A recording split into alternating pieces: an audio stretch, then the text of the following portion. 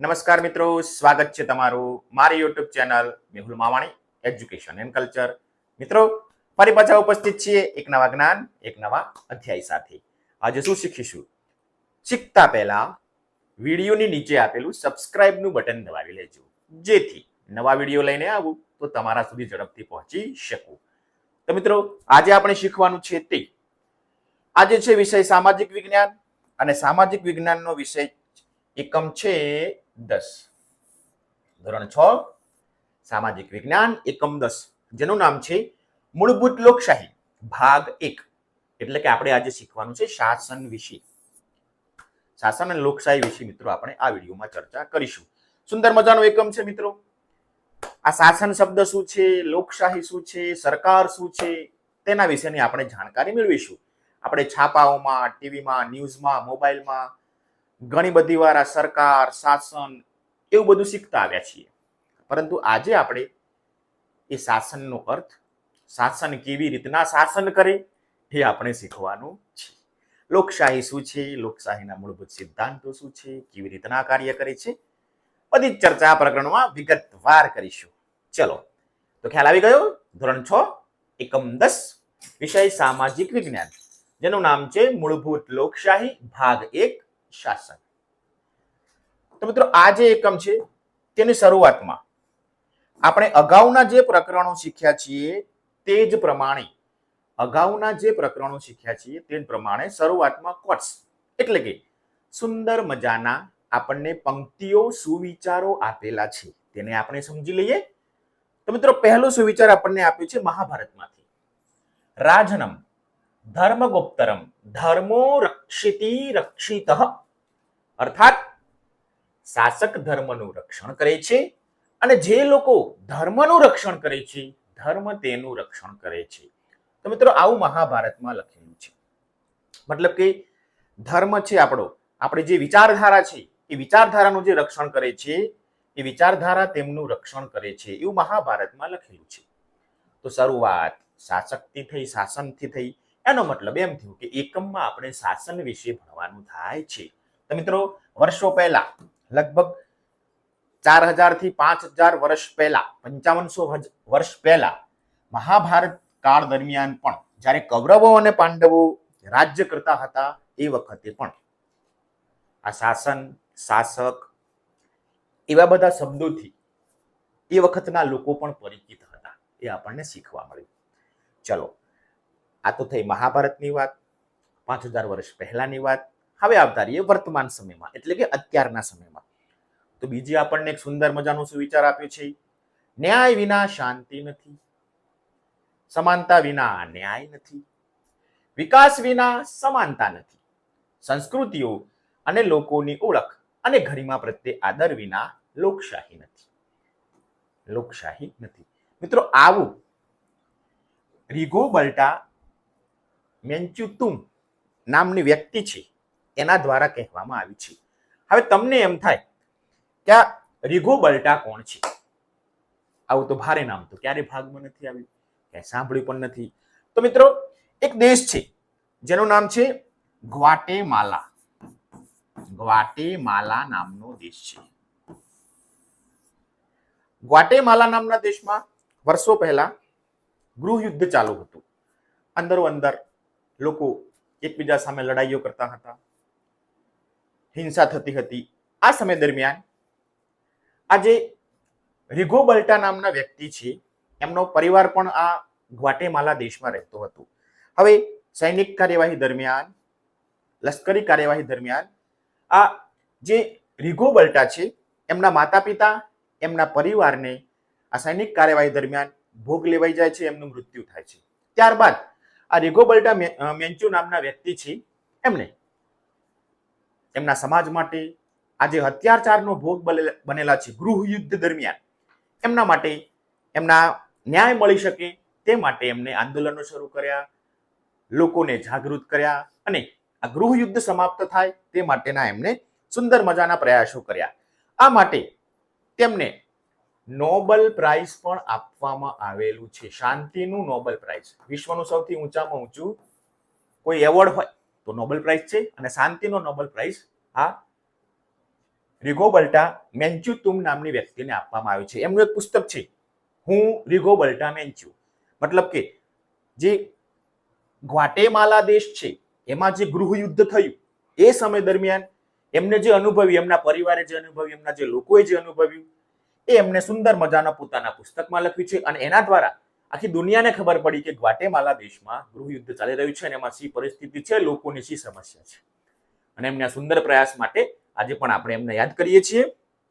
ન્યાય, સમાનતા, વિકાસ, સંસ્કૃતિ અને લોકશાહી જેવા મૂલ્યો એમને એમના દેશ માટે એમના જીવનમાં ઉતાર્યા અને આપણા સુધી પહોંચાડ્યા. એટલા માટે આ સુંદર મજાનું સુવિચાર કોટેશન મૂકેલું છે. તો બે કોટેશન આવ્યા, એક મહાભારત, એક આધુનિક. અને તેની ઉપરથી આપણને ખબર પડે કે આજે આપણે જે વિષય તરફ જવાનું છે તે છે શાસન. ચાલો જઈએ, વધીએ આગળ. તો મિત્રો આ જે એકમ છે એમાં આપણે શું શીખવાનું છે? તો સુંદર મજાના ઢીંગલી બેન આવી ગયા છે. આપણને શું કહી રહ્યા છે? તો જ્યારે એકમ આવે છે ને ત્યારે આપણને કહી દે છે કે આપણે એકમમાં શું શું શીખવાનું છે. પહેલું જુઓ, શાસનનો અર્થ શું થાય. પહેલું તો આપણે એ શીખીશું કે શાસન કોને કહીશું. પ્રશ્ન બીજો એવો છે, આપણને સરકારની જરૂર કેમ છે? સરકાર શા માટે જરૂરી છે? પહેલા તો બીજો મુદ્દો આપણે એ શીખીશું. અને ત્રીજું, લોકશાહીનો અર્થ શું થાય, તે શા માટે મહત્વની છે? શાસન શા માટે, સરકારની જરૂર શા માટે છે, અને લોકશાહી આઈ ગયો વોટ, મતદાન, લોકશાહીનો અર્થ શું થાય અને તે શા માટે મહત્વની છે. આ ત્રણેય પ્રશ્નો આપણે આ એકમમાં શીખવાના છે. આ ત્રણેય મુદ્દે આપણે સંપૂર્ણ પ્રકાશ પાડીશું જેથી તમને સરકાર, શાસન અને લોકશાહી સમજાઈ જાય. મિત્રો જેવા ઢીંગલી બેન છે તો ઢબુડાભાઈ કેમ ભૂલી જવાય, આવી ગયા ને. એ પણ એ જ કહે છે. શું શીખીશું એકમમાં ફરીથી? શાસનનો અર્થ શું, આપણને સરકારની જરૂર કેમ છે, લોકશાહીનો અર્થ શું થાય અને તે શા માટે મહત્વની છે. વિચારીએ, સમજીએ, શીખીએ, ભણજો, વધીએ આગળ.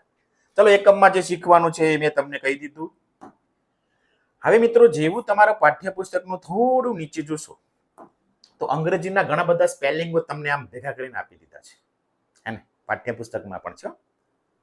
ડેમોક્રેસી ને ગવર્નમેન્ટ ને એસેમ્બલી ને લો ને એક્ઝિક્યુટિવ ને લેજિસ્લેટિવ ને જર્નાલિઝમ ને ઘણા બધી સ્પેલિંગો તમને મિત્રો આમાં તમને જોવા મળશે. લોકસભા ને ડેમોક્રેસી ને લો ને તમે જોઈ શકો છો. રૂલ ઓફ લો ને. તો મોટે ભાગે જે સ્પેલિંગો છે તે સરકાર વિશેના છે. સરકારી તંત્રમાં, વહીવટી તંત્રમાં આપણને અંગ્રેજીમાં જે સમાચારોમાં, ટીવીઓમાં, મોબાઈલ્સમાં તમે જોતા હશો, ન્યૂઝ એટલે કે સમાચાર, એમાં જે સાંભળો છો એ તમામ સ્પેલિંગો તમને અહીં આપેલા છે. તમારા પાઠ્યપુસ્તકમાં પણ છે. તમે આ સ્પેલિંગો જોઈ લેજો. એનો ગુજરાતી અર્થ શું થાય તે પણ તમે શોધી લેજો, જેથી હવે જ્યારે પણ આવા શબ્દો તમે કાને સાંભળો તો તમને તેનો અર્થ ખબર પડી જાય. સાહેબ, હું તો આ મારા પાઠ્યપુસ્તકમાં ભણેલી છું કે ભણેલો હતો.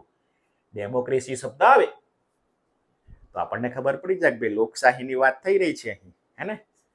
ગવર્નમેન્ટ્સની વાત આવે તો ખબર પડી જાય સરકારની વાત ચાલી રહી છે અહીં. એસેમ્બલીની વાત આવે એટલે કે ધારાસભા, લોકશાહી, લોકસભા વગેરેની વાત થઈ રહી છે એવી આપણને ખબર પડે. લોની વાત આવે એટલે ખબર પડી જાય કે ભાઈ નિયમો, કાયદાની વાત થઈ રહી છે. મિત્રો આ સ્પેલિંગોથી તમે પરિચિત થઈ જશો. તમે ઘણા બધા સ્પેલિંગો છે, તમે એને અલગ તારવજો. તમારા સ્કૂલમાં લાઇબ્રેરી હશે, એમાં શબ્દકોશ હશે, એનો અર્થ જોઈ લેજો ડિક્શનરીમાંથી, અથવા તમારા શિક્ષકને કહેજો, તમને સહાયરૂપ થાય. ખ્યાલ આવી ગયો આટલામાં? આ શું કરવાનું છે? આ તમને આપણે જે એકમમાં શીખવાનું છે એના સ્પેલિંગોથી તમને પરિચિત કરાવી દીધા. કેમ કે હવે તો આપણે ઘણી બધી ભાષાઓ જાણવી પડશે. ગુજરાતી, હિન્દી, સંસ્કૃત, ઇંગ્લિશ, હે ને? પરિચય તો કેળવવું પડશે. ચલો આગળ. હવે મિત્રો વધીએ આગળ. આપણે જે એકમ શીખવાનું છે તે આ શાસન, નિયમો એ બધું આપણે હમણાં ચર્ચા કરી. તો માણસ છે એ દીર્ઘકાળથી એટલે કે ઘણા લાંબા સમયથી, આપણે અગાઉના એકમો પણ જોયા છે. વૈદિક કાળની આપણે સંસ્કૃતિની વાત કરી હતી, બૌદ્ધ વિચારધારાની વાત કરી હતી, જૈન વિચારધારાની વાત કરી હતી. તો માણસ છે એ દીર્ઘકાળથી સમાજમાં રહેતો આવ્યો છે. હવે સમાજમાં ઘણા બધા લોકો રહેતા હોય. ઘણા બધા લોકો ભેગા થઈને રહે ત્યારે મતભેદ થવાનો અને અરાજકતાની સ્થિતિ ઉદ્ભવી શકે છે. બધા ક્યારેય એક વિચાર પ્રમાણે એક વાત ઉપર ક્યારેય સંમત થાય નહીં. અને સમાજમાં ઘણા બધા લોકો હોય, બધાનો પોતપોતાનો વિચાર હોય, ક્યારેય સંમત થતા નથી. આવી પરિસ્થિતિમાં સમાજ વ્યવસ્થા અને સદભાવ જાળવવા માટે નિયમો બનાવવા જરૂરી બની જાય છે. તમારા ઘરે પણ તમે જોજો, જો શાક બનાવવાનો પ્રશ્ન આવ્યો તો ઘરમાં 4, 5 કે 6 જણા હશે, બધાએ એક શાક ખાવા ઉપર ક્યારેય ભેગા થશે નહીં. જો આજે બટાકાનું બનાવો તો કોકને ના ગમતું હોય, જો કારેલાનું શાક આવી ગયું તો ઘરમાં પણ ગૃહ યુદ્ધ થઈ જાય. હું નહીં ખાઉં બને ને આવું. એટલા માટે જ નિયમો બનાવવા જરૂરી છે. પછી મમ્મી કે પપ્પા કહે, ચલો એક દિવસ લીલોતરીનું શાક ખાશું, એક દિવસ કઠોળ ખાશું અને એક દિવસ મન ભાવતું શાક બનાવવાનું. આવું તમારા ઘરે પણ હશે, હે ને? હવે જો તમારા ઘરમાં તમે શાક બનાવવાની બાબતે એક ના થઈ શકતા હોય તો સમાજમાં સાથે રહેનારા લોકોનો વિચાર કોઈ એક જ મુદ્દા ઉપર, કોઈ એક જ વિષય ઉપર ક્યારેય એક થઈ શકે નહીં. ઉદાહરણ તરીકે તમારા ગામ કે શહેરમાં કે ફળિયામાં રસ્તો બનાવવો છે. રસ્તો કેટલા મીટર પહોળો બનાવશું? ડામરનો બનાવશું કે આરસીસી નો બનાવશું કે સિમેન્ટથી બનાવશું કે ખાલી માટી કામ કરીશું? કેટલો ઊંચો રાખીશું? ગટર લાઈનના ઢાંકણા ક્યાં રાખીશું? આવા ઘણા બધા પ્રશ્નો હોય. તમારા ફળિયાના લોકો જે રહે છે આડોશી પાડોશી તમારા, ક્યારેય એક થશે નહીં. અંતે બધાયને સુખરૂપ હોય. મોટા ભાગના લોકો જે કહે, 15 કે 20 ઘર હોય એમાંથી મોટા ભાગના લોકો જે તરફ જાય, જે વાતને માન્ય રાખે, તે વાતનો આપણે સ્વીકાર કરવો પડે છે અને નિયમો ઘડવા પડે છે. જો નિયમો ના હોય તો કોઈ પણ સમાજ, સંસ્થા, ઇવન આપણું ઘર પણ વ્યવસ્થિત ચાલી શકે નહીં. નિયમો જરૂરી છે, હે ને? તો વ્યવસ્થા જાળવવા, સદભાવ જાળવવા, શાંતિ અને એકતા જાળવવા માટે નિયમો જરૂરી છે. હવે આ નિયમો કર્યા, આ નિયમો બનાવે કોણ ને કેવી રીતના બને એ પણ આપણે જોવાનું છે. જો ગોઠવાઈ ગયા છે સમાજનું ફળિયું, બધાને સરખું ન્યાય મળવો જોઈએ તે પણ જરૂરી છે. ચલો હવે આ નિયમન થોડા આપણે આગળ સમજીએ. હમણાં વાત કરીને તમારા ઘરમાં નિયમો, એક શાકનો મુદ્દો મેં કહ્યો હતો, ઘરમાં કયું શાક બનાવવું એ પણ આપણા માટે ખૂબ વિકટ પ્રશ્ન હોય છે. એમ જો તો ઘણી વાર તમે જોયું હશે કે આપણા ઘરમાં પણ નિયમો હોય છે. જુઓ, સમયસર ઉઠવું, વડીલોનો આદર કરવો, સાફ સફાઈ રાખવી, સાચું બોલવું, એ આપણા ઘરના નિયમો છે. આપણે પાળતા આવ્યા છીએ, કે લખેલા નથી, પરંતુ આપણે એ નિયમોને અનુસરીએ છીએ. તમારી શાળામાં પણ નિયમો છે.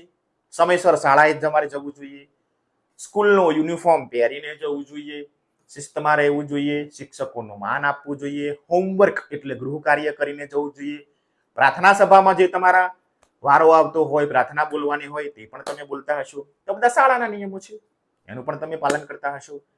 તે જ પ્રમાણે તમારા વર્ગમાં આગળના ધોરણોમાં તમે પરીક્ષા આપી હશે, ધોરણ 5ની પણ પરીક્ષા આપી હશે, એ પરીક્ષામાં પણ ઘણા નિયમો હોય છે. સમયનું પાલન કરવાનું, કોઈનામાં ચોરી એટલે નકલ ના કરવી, શાંતિથી લખવું, સાચી માહિતી લખવી, આવા બધા નિયમો હોય છે. રસ્તા ઉપર પણ નિયમો છે ટ્રાફિકના. બાઇક લઈને જતા હોય તો હેલ્મેટ પહેરીને જજો, છે કે નહીં નિયમ? લાયસન્સ હોવું જોઈએ. લાલ લાઈટ થાય ટ્રાફિકમાં તો ઊભા રહી જાઓ, લીલી લાઈટ થઈ, હવે આપણી ગાડીને, બાઇકને જવા દો. કારમાં બેઠા છો, સીટ બેલ્ટ બાંધીને બેઠો, છે કે નહીં નિયમો આ બધા? હા. કોઈ સંસ્થા હોય, કોઈ ઓફિસ હોય, તો કાર્યાલય હોય, એના પણ નિયમો છે, તમે જોઈ શકો છો. સમયનું પાલન કરવું, આપણે જે ઓફિસમાં, કાર્યાલયમાં કામ કરી રહ્યા છીએ ત્યાં ઈમાનદારીથી કામ કરવા જોઈએ. જો આ કામ કરીશું, નિયમોનું પાલન કરીશું, તો આપણી સંસ્થા કે ઓફિસ, કાર્યાલય વ્યવસ્થિત ચાલશે. જોડે જોડે જે ઓફિસના મેન માણસ હોય, નિયોજક હોય, એમને પણ એમના કર્મચારીઓ માટેના કેટલાક નિયમો છે, તેનું પણ એમને પાલન કરવું પડે. જો આ તમામ લોકો નિયમોનું પાલન કરે તો સમાજ, સંસ્થા વ્યવસ્થિત ચાલે. હવે વિચારો, જો કોઈ વ્યક્તિ આ નિયમોનું પાલન જ ના કરે તો?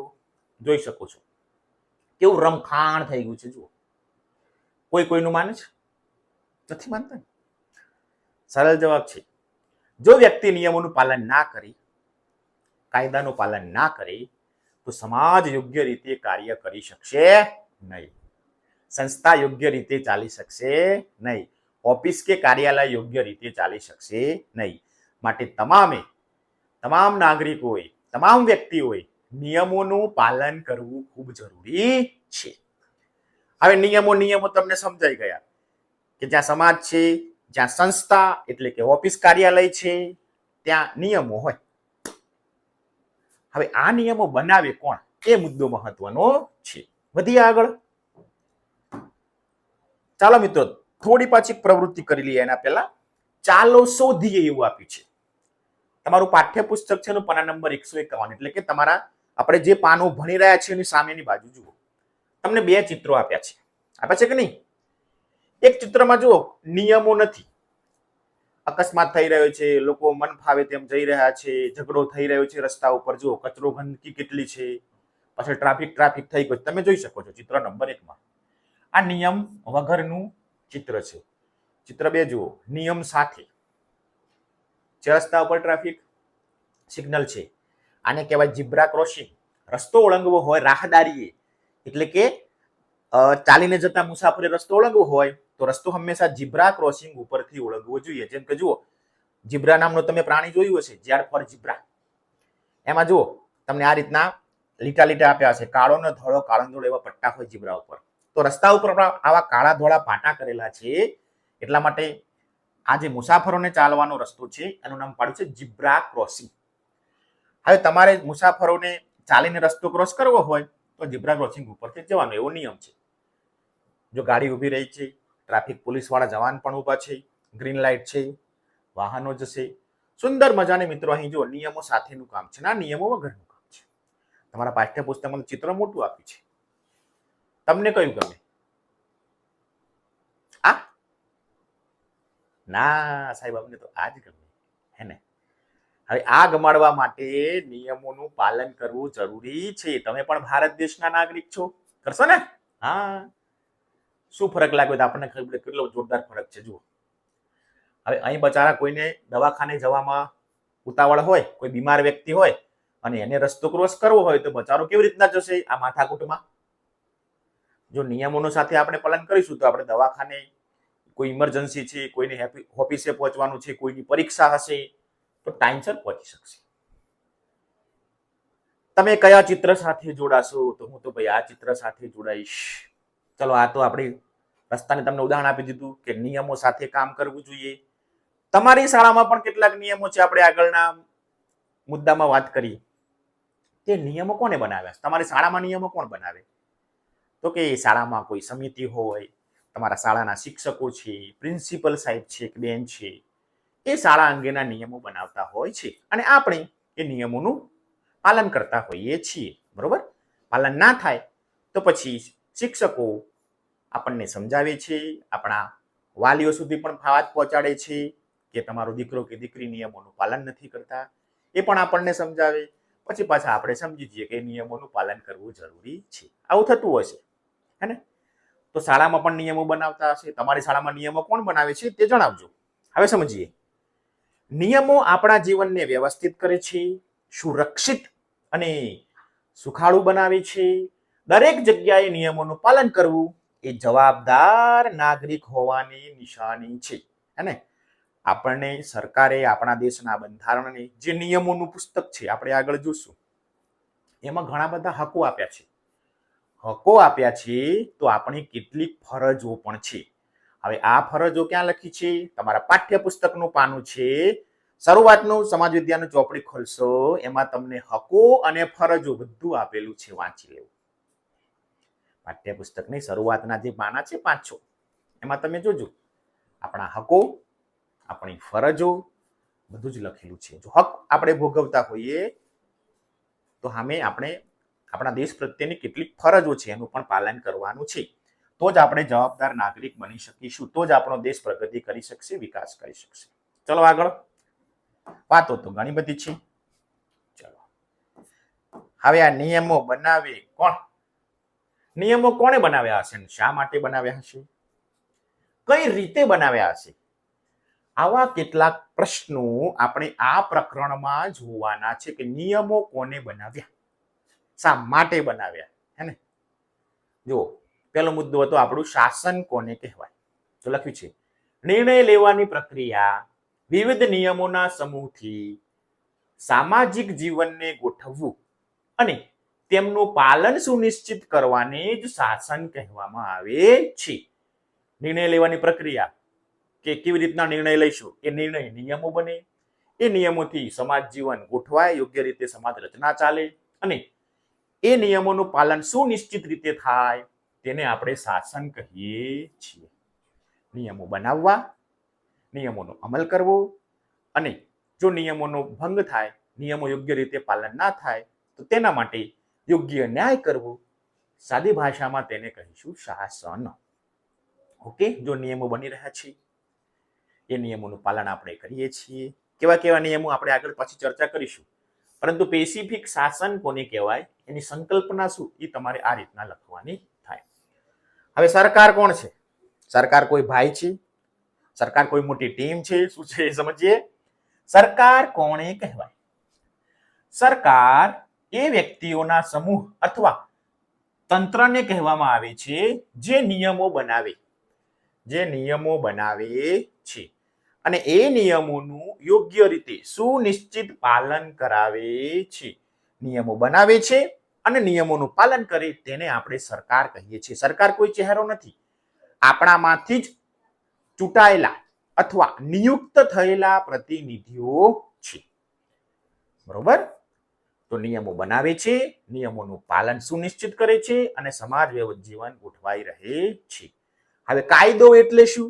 તો લખ્યું છે કેટલાક વધુ મહત્વપૂર્ણ નિયમો હોય જે ખાસ જરૂરી છે એને આપણે કાયદો કહીએ છીએ. શું કહીશું? કાયદો કહીએ છીએ. તો અહીંયા મિત્રો આપણને 3 બાબતો સ્પષ્ટ કરી. શાસન કોને કહેવાય? નિર્ણય લેવાની પ્રક્રિયા વિવિધ નિયમોના સમૂહોથી સામાજિક જીવનને ગોઠવવું અને તેમનું પાલન સુનિશ્ચિત કરવાને શાસન કહે છે. સરકાર કોને કહેવાય? તો સરકાર એવા વ્યક્તિઓનો સમૂહ છે અથવા એવું તંત્ર છે જે નિયમો બનાવે છે અને તેનું પાલનને સુનિશ્ચિત કરે છે. કાયદો એટલે શું? તો કેટલાક એવા મહત્વપૂર્ણ નિયમો છે જેને આપણે કાયદો કહીએ છીએ, જેનું પાલન કરવું ખૂબ જરૂરી છે. આમ સરકાર છે તે નિયમો બનાવે છે, નિયમોને સુનિશ્ચિત કરે છે અને સમાજ જીવનમાં તે નિયમો ગોઠવાય, મતલબ કે તે નિયમોનું પાલન થાય તેવું કરે છે. ક્લિયર? ચલો આગળ.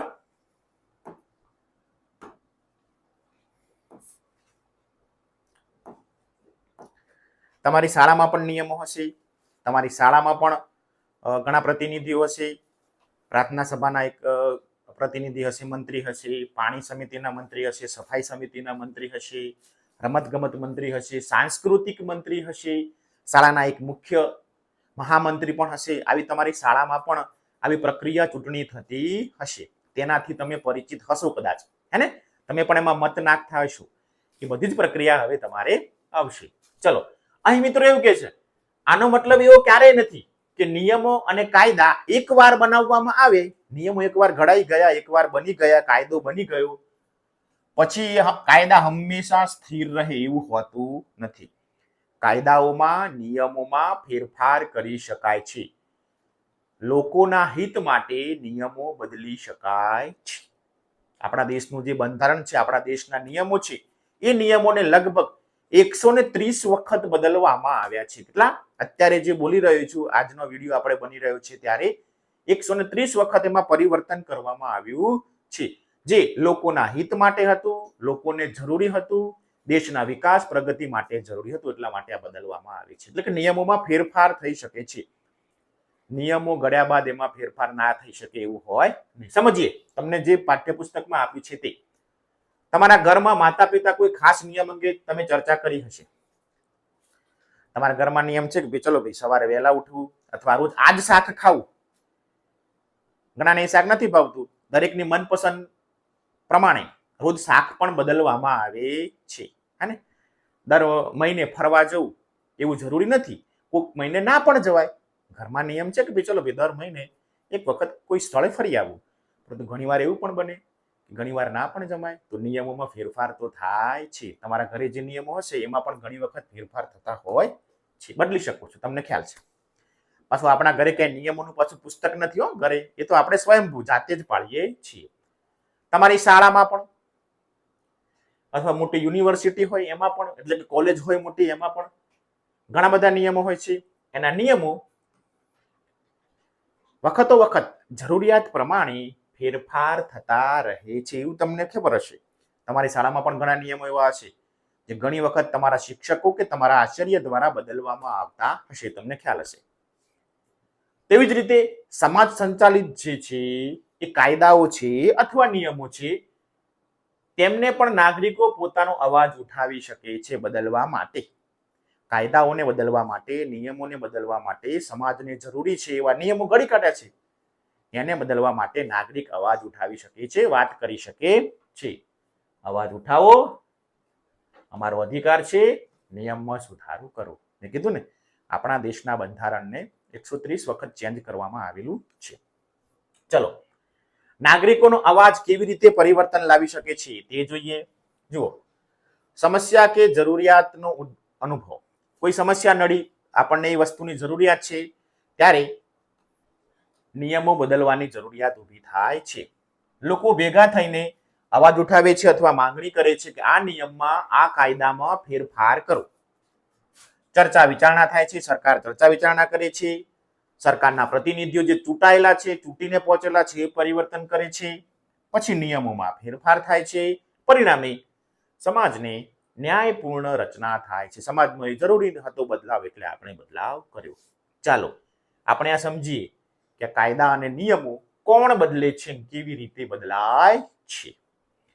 નિયમો અને કાયદા આપણા માટે જ છે, આપણા દ્વારા જ બનેલા છે, આપણા જ લોકોએ, આપણા જ લોકપ્રતિનિધિઓએ બનાવેલા છે, અને જરૂર પડે ત્યારે નિયમો બદલી શકાય છે. પ્રશ્ન થાય પરીક્ષામાં, નિયમો બદલી શકાય છે, કાયદો બદલી શકાય છે? હા, કાયદો બદલી શકાય છે. સમાજની જરૂરિયાત પ્રમાણે, પરિસ્થિતિની જરૂરિયાત પ્રમાણે, દેશની પ્રગતિ અને હિત માટે આપણે કાયદાને બદલીએ છીએ, નિયમોને ફેરફાર કરીએ છીએ. એટલે કે નિયમો ઘડાઈ ગયા બાદ ના બદલાય એવું હોતું નથી.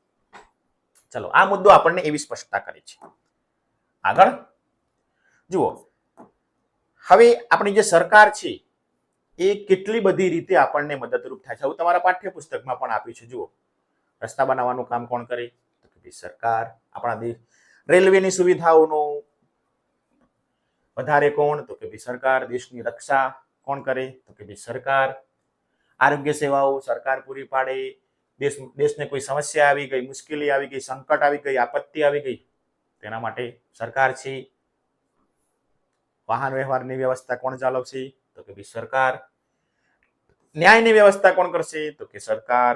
શિક્ષણ વ્યવસ્થા, ડાક સેવા એટલે કે ટપાલ સેવા, બેન્કિંગ અને વહીવટી સેવા, આમ મોટા ભાગની આપણી જે સેવાઓ છે તે આપણને સરકાર પૂરી પાડે છે. આપણા જીવનને સરળ, સુરક્ષિત અને સુવ્યવસ્થિત બનાવતા આટલા બધા કાર્યક્ષેત્રો છે, આ બધા જરૂરી છે આપણા જીવનમાં.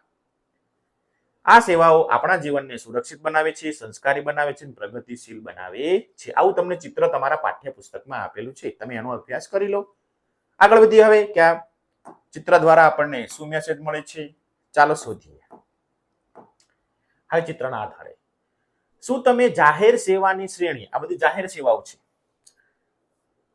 જે સરકાર દ્વારા, વહીવટી તંત્ર દ્વારા આપણને પૂરી પાડવામાં આવે છે.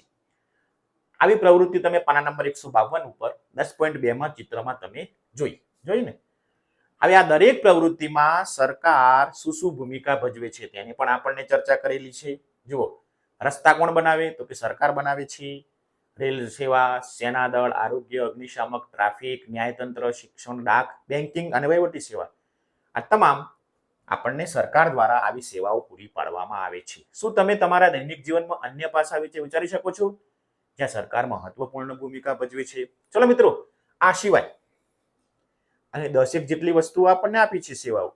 આ સિવાય પણ ઘણી બધી એવી સેવાઓ છે, ઘણા બધા એવા ક્ષેત્રો છે કે જેમાં સરકાર આપણને મદદરૂપ થાય છે.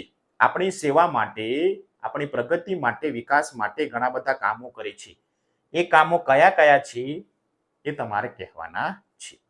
જુઓ તો અહીં આપણે જોતા જઈએ, પાણી પુરવઠો પૂરી પાડે, વીજળીની વ્યવસ્થા કરે, ગેસની વ્યવસ્થા, સફાઈ અને કચરાની વ્યવસ્થા, પર્યાવરણની જાળવણી કરે છે, સમાજની સુરક્ષા કરે છે, કાયદો અને વ્યવસ્થા જાળવે છે, જન્મ મરણની નોંધણી કરે છે, માહિતીની સેવા પૂરી પાડે છે.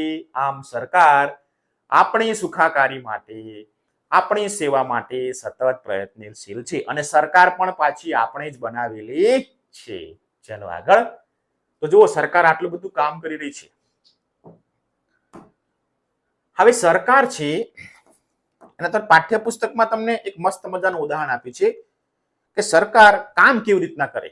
એક વ્યક્તિ બધી જગ્યાએ પહોંચી શકતું નથી, એટલા માટે સરકારના કેટલાક અંગો છે એ આપણે ઉદાહરણ દ્વારા સમજીએ કે સરકારના અંગો કયા કયા છે, કયા કયા ભાગ છે, જેથી કરીને સરકાર યોગ્ય રીતે આ વ્યવસ્થા જાળવે છે, આપણા માટે સતત કાર્યશીલ છે. તો મિત્રો, આપણે શીખ્યા કે ઘણા વર્ષો પહેલા, અત્યારે તો ડિજિટલ યુગ આવી ગયો છે, પૈસા ગૂગલ પે કે ફોન પે કે યુપીઆઈ કોડ દ્વારા આપણે ક્યુઆર કોડને સ્કેન કરીને પળભરમાં આપણે લાખો રૂપિયા એક જગ્યાએથી બીજી જગ્યાએ ચપટીથી આંગળીના ટેરવે મૂકી શકીએ છીએ, મોબાઈલની મદદથી, ઇન્ટરનેટની મદદથી, એવું આપણને ખ્યાલ છે. પરંતુ ઘણા વર્ષો પહેલા તમને પાઠ્યપુસ્તકમાં લખ્યું છે કે 30 વર્ષ પહેલા આવી ટેકનોલોજી નથી. ત્યારે સંબંધીઓને, મિત્રોને પૈસા મોકલવા માટે કાં તો બેંકની મદદથી અથવા તો પોસ્ટ ઓફિસમાં મની ઓર્ડર આવતો. જે તે પોસ્ટ ઓફિસમાં જવાનું, ત્યાં આપણે પૈસા ભરવાના અને સરનામું લખાવવાનું કે ફલાણા ગામના ફલાણા વ્યક્તિને આ પૈસા પહોંચાડવાના છે. ટપાલી ભાઈ તે ગામની પોસ્ટ ઓફિસમાં બીજો ટપાલી હોય, એ ટપાલી અહીંથી પહોંચેલી ટપાલ એ ગામમાં જશે, એ ગામનો ટપાલી એ મેસેજ લઈ અને જે તે આપણે સરનામું આપ્યું છે તે સંબંધીના ઘરે જઈ અને એ પૈસા પહોંચાડશે. એવી સિસ્ટમ હતી અને મની ઓર્ડર કહેવામાં આવતો. અને બેંકોમાં એ વખતે ડિમાન્ડ ડ્રાફ્ટ હતા. તો મિત્રો, આ રીતે પૈસાનો વ્યવહાર થતો હતો 30-35 વર્ષ પહેલા. અત્યારે શું આવી ગયું છે જુઓ, અત્યારે નાણાં મોકલવા છે ને તો ફટ લઈને ઓનલાઈન બેન્કિંગ સુવિધા છે. જુઓ, આ પોસ્ટ ઓફિસ છે, એમાં મની ઓર્ડર લખવો પડતો, બેંકમાં ડિમાન્ડ ડ્રાફ્ટ આવતું, ત્યારે પૈસા પહોંચતા. અને હવે ફટાક લઈને આંગળીના ટેરવે પૈસા પહોંચી જાય છે. પરિવર્તન આવ્યું. પહેલા નિયમ કેવો હતો તો કે ભાઈ ટપાલ અથવા બેંક દ્વારા પૈસા મોકલવા પડતા. નિયમમાં ફેરફાર કર્યો. શું નિયમ આવ્યો? હવે સુવિધા બદલી કે ભાઈ ઓનલાઈન પેમેન્ટ કરી શકીએ છીએ. મતલબ કે જુઓ, એક વસ્તુ એવી આવી કે ભાઈ નિયમો બન્યા, નિયમ બન્યો અને નિયમમાં પાછો ફેરફાર થયો. જુઓ, બેંકમાં આપણે જે પૈસા મોકલતા હતા હવે ઓનલાઈન મૂકી શકીએ છીએ. એમાં નિયમમાં ફેરફાર થયો ઓનલાઈન ટેકનોલોજીની મદદથી. થાય છે કે નહીં? જુઓ, તમે કદાચ આ મની ઓર્ડર શબ્દથી પરિચિત પણ નહીં હોય, કારણ કે અત્યારે તમે ફટાક લઈને ઓનલાઈન કામગીરી કરી રહ્યા છો, એટલે મની ઓર્ડર કે ડિમાન્ડ ડ્રાફ્ટ એવું તમારા મગજમાં હશે નહીં. કેમ કે મોબાઈલની મદદથી આપણે ઝડપી, સલામત અને આસાન રીતે પૈસા ટ્રાન્સફર કરી શકીએ છીએ. તો મુદ્દા પરથી એટલું સમજીએ તો નિયમો બન્યો, એમાં ફેરફાર પણ થયો. એક મુદ્દો એવો આવ્યો. હવે આગળ સમજો આ જ વાર્તાને. હવે આ ડિજિટલ યુગમાં ઘણીવાર એવું પણ બને છે કે આપણે પૈસા મોકલી રહ્યા છીએ તો ઘણી વખત ક્યારેક ફ્રોડ પણ થવાની સંભાવના રહે છે.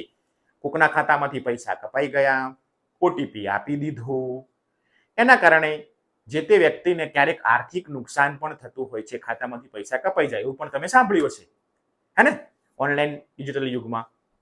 તો જુઓ, ટેકનોલોજીમાં ગુનાહિત પ્રવૃત્તિઓને પણ જન્મ થયો. જ્યારે કેટલાક ગુનેગારો ડિજિટલ માધ્યમોની મદદથી નાણાં ચોરી કરવાના નવા સ્ત્રોતો શોધી રહ્યા છે. આપણને ખબર છે, હે ને, આપણા મોબાઈલની અંદરથી પણ ઘણીવાર એવું તમે સાંભળ્યું હશે. એટલે હવે છેતરાવવું નહીં, હે ને, તમે તો ભણેલા છો. એટલે ઘણીવાર આપણા મોબાઈલમાંથી કોઈ માહિતી માંગે, કોઈ માહિતી આપે, અજાણી લિંક, અજાણ્યા વ્યક્તિને ક્યારે ઓટીપી આપવો નહીં, એટલી તો આપણને ખબર છે. જો અહીં આ રીતના ઓનલાઈન ફ્રોડ થવાની, ખાતામાંથી પૈસા ચોરી થવાની સંભાવના રહે છે. એટલા માટે સરકારે એ નિયમ બનાવ્યો. જુઓ, માહિતી ટેકનોલોજી અધિનિયમ 2002, પાછો એમાં સુધારો કર્યો, પાછો 2023માં ફરીથી સુધારો કર્યો, હે ને. નિયમ બન્યા અને નિયમમાં સુધારો પણ કર્યો, આપણે આગળ જોયું તેમ પ્રમાણે. અને આ નિયમોનો સરકાર અમલ કરાવે છે. શું કરાવે છે? નિયમ બની જાય એટલું પૂરતું નથી, એ નિયમનો અમલ પણ થવો જરૂરી છે. નિયમ બન્યો, એમાં સુધારો થયો. પહેલો મુદ્દો આવ્યો તો નિયમ બનાવ્યો, કાયદો બનાવ્યો. શું બનાવ્યું? કાયદો બનાવ્યો. બીજો મુદ્દો આવ્યો, એમાં ફેરફાર પણ કર્યો. હવે એ નિયમોનો અમલ પણ થવો જરૂરી છે. આ લોકો ફ્રોડ ના કરે, ચોરી ના કરી જાય, નુકસાની ના પહોંચાડે, એટલા માટે સરકારે આવા નિયમો બનાવ્યા છે, જેથી અને અમલ પણ કરી રહી છે, જેના કારણે લોકોના ખાતાના, નાગરિકોના ખાતામાંથી પૈસા કે ડિજિટલ યુગમાં પૈસાની ચોરી થવાની સંભાવના રહે નહીં. તો મિત્રો, આ રીતના સરકાર એ કાયદાનો અમલ પણ કરાવી રહી છે.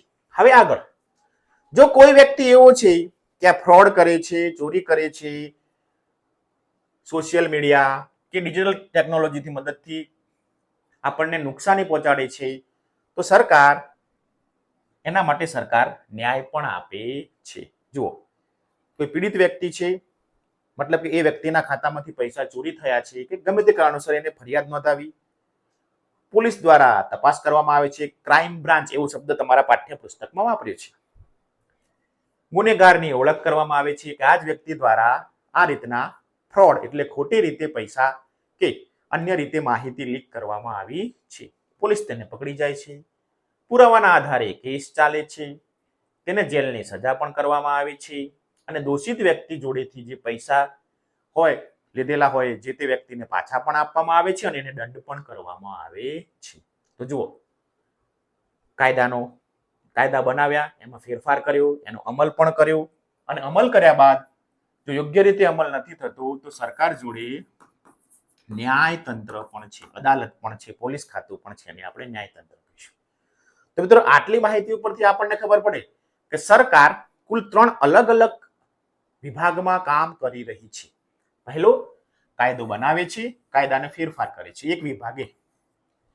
બીજો વિભાગ એ કાયદાનો અમલ કરાવે છે, અને ત્રીજો વિભાગ એવો છે કે કાયદાને યોગ્ય રીતે અમલ ના થાય, નાગરિકોને નુકસાની વેઠવી પડે, અન્યાય થઈ રહ્યો હોય તો ન્યાય આપવાનું પણ કામ કરે છે.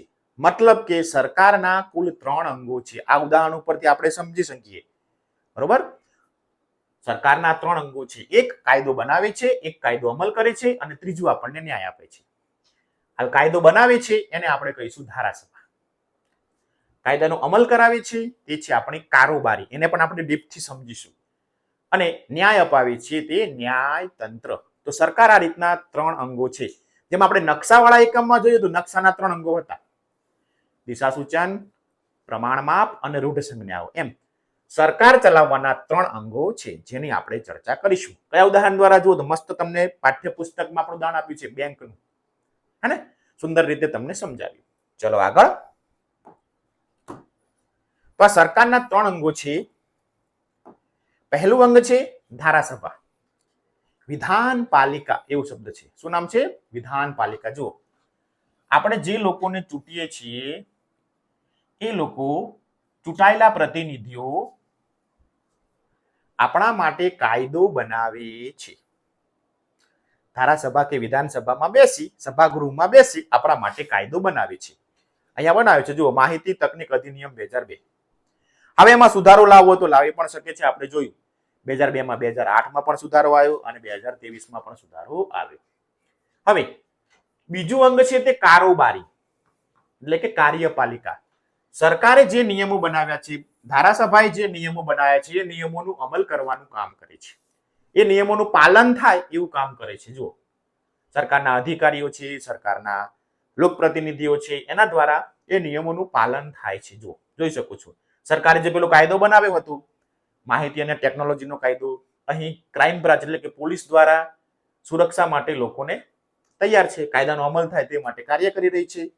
હવે એ કાયદાનો ભંગ થાય છે, એ કાયદાના કારણે લોકોને, નાગરિકોને નુકસાન થાય છે, તો એના માટે ત્રીજું સરકારી અંગ છે ન્યાયતંત્ર, ન્યાયપાલિકા પણ છે. જુઓ, પેલા ચોરને પકડવામાં આવ્યો, આપણે આગળ જોયું, ચોરને દંડ પણ કરવામાં આવ્યો, ચોરને જેલની સજા પણ થઈ, નિયમોનો ભંગ કર્યો એટલે છે ને ન્યાયતંત્ર. તો ફરીથી સરકારના અંગો કેટલા? 3. ધારાસભા નિયમો બનાવે છે, નિયમોમાં ફેરફારો કરે છે. કારોબારી, એ નિયમોનો અમલ કરાવે છે અને ન્યાયતંત્ર ન્યાય આપવાનું કાર્ય કરે છે. 3 તમે વસ્તુ જોઈ શકો છો. લખ્યું છે જો ધારાસભાએ કાયદો બનાવ્યો, કારોબારીએ કાયદાનો અમલ કર્યો અને ન્યાયતંત્રએ લોકોને ન્યાય અપાવ્યો. પરિણામ નાગરિકોના અધિકારોની સુરક્ષા થાય છે, સમાજમાં ન્યાય અને શાંતિ સ્થપાય છે. વિધાન બતાવે છે, વિધાન બનાવે છે, પછી તેનો અમલ કરે છે અને ન્યાય આપે છે. આ ત્રણેય મળીને આપણું જે રાજ્યતંત્ર છે, લોકતંત્ર છે, લોકશાહી છે, તે કેવી બને છે ભાઈ? મજબૂત બને છે. તો સરકારના 3 અંગો: ધારાસભા, કારોબારી, ન્યાયતંત્ર. વિધાનપાલિકા, કાર્યપાલિકા અને ન્યાયપાલિકા છે ને. સરકારના 3 અંગો ખબર પડી ગઈ. સરકાર એટલે શું એ જોયું આપણે. સરકારના નિયમોમાં ફેરફાર કરી શકે છે એ પણ જોયું અને સરકારના અંગોની આપણે ચર્ચા કરી. આગળ વધીએ હજી. ચલો હવે મિત્રો આપણે એક એક મુદ્દોને સમજતા જઈએ.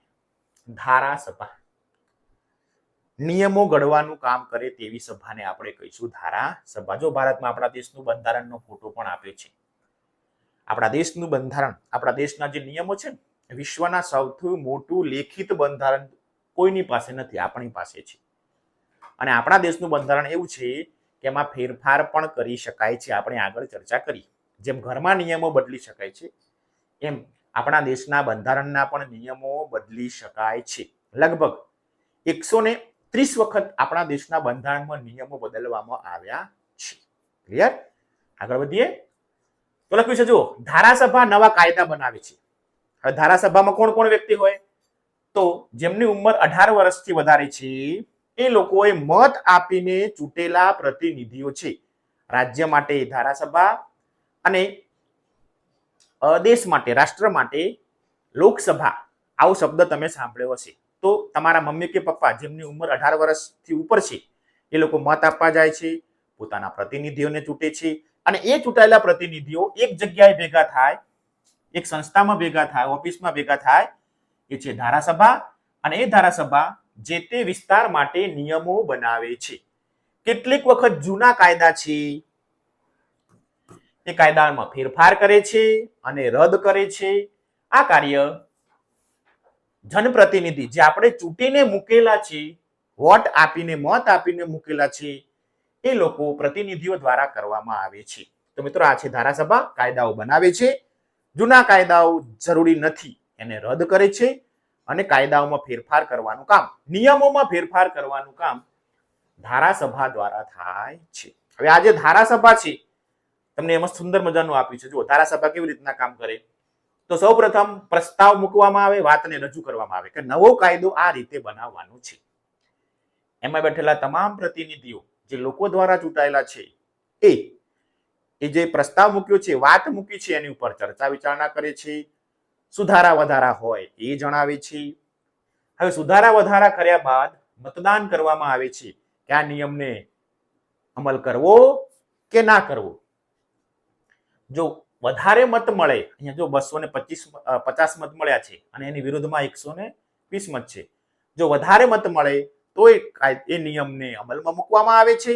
જો પ્રતિનિધિઓનો વિરોધ વધારે હોય તો એ પાછો નિયમ અમલમાં આવતો નથી. હવે એ મતદાન દ્વારા નક્કી થઈ ગયું કે આપણે આ નિયમને અમલમાં મૂકવાનો છે, ત્યારે એ કાયદો બને છે. આમ પ્રતિનિધિઓ દ્વારા બહુમતીથી, બહુજન હિતાય બહુજન સુખાય દ્વારા તેનો અમલ કરવામાં આવે છે. ક્લિયર? બીજું શું કામ કરશે મિત્રો? તો જુઓ, જૂના કાયદાઓ છે, જૂના જે નિયમો છે એને ફેરફાર કરવાનું પણ કામ કરે છે. જૂના કાયદાની સમીક્ષા થાય છે, પછી પ્રસ્તાવ એટલે કે રજૂ કરવામાં આવે છે. ચર્ચા વિચારણા દ્વારા પાછું મતદાન તો કરવામાં જ આવે કે બદલવો કે ના બદલવો. અને ઘણા કાયદાઓ એવા છે એને રદ પણ કરવામાં આવે છે. ચલો, તો ખ્યાલ આવી ગયો? નવા કાયદા ઘડે છે, જૂના કાયદાને ફેરફાર કરે છે, કાયદાઓ રદ કરે છે.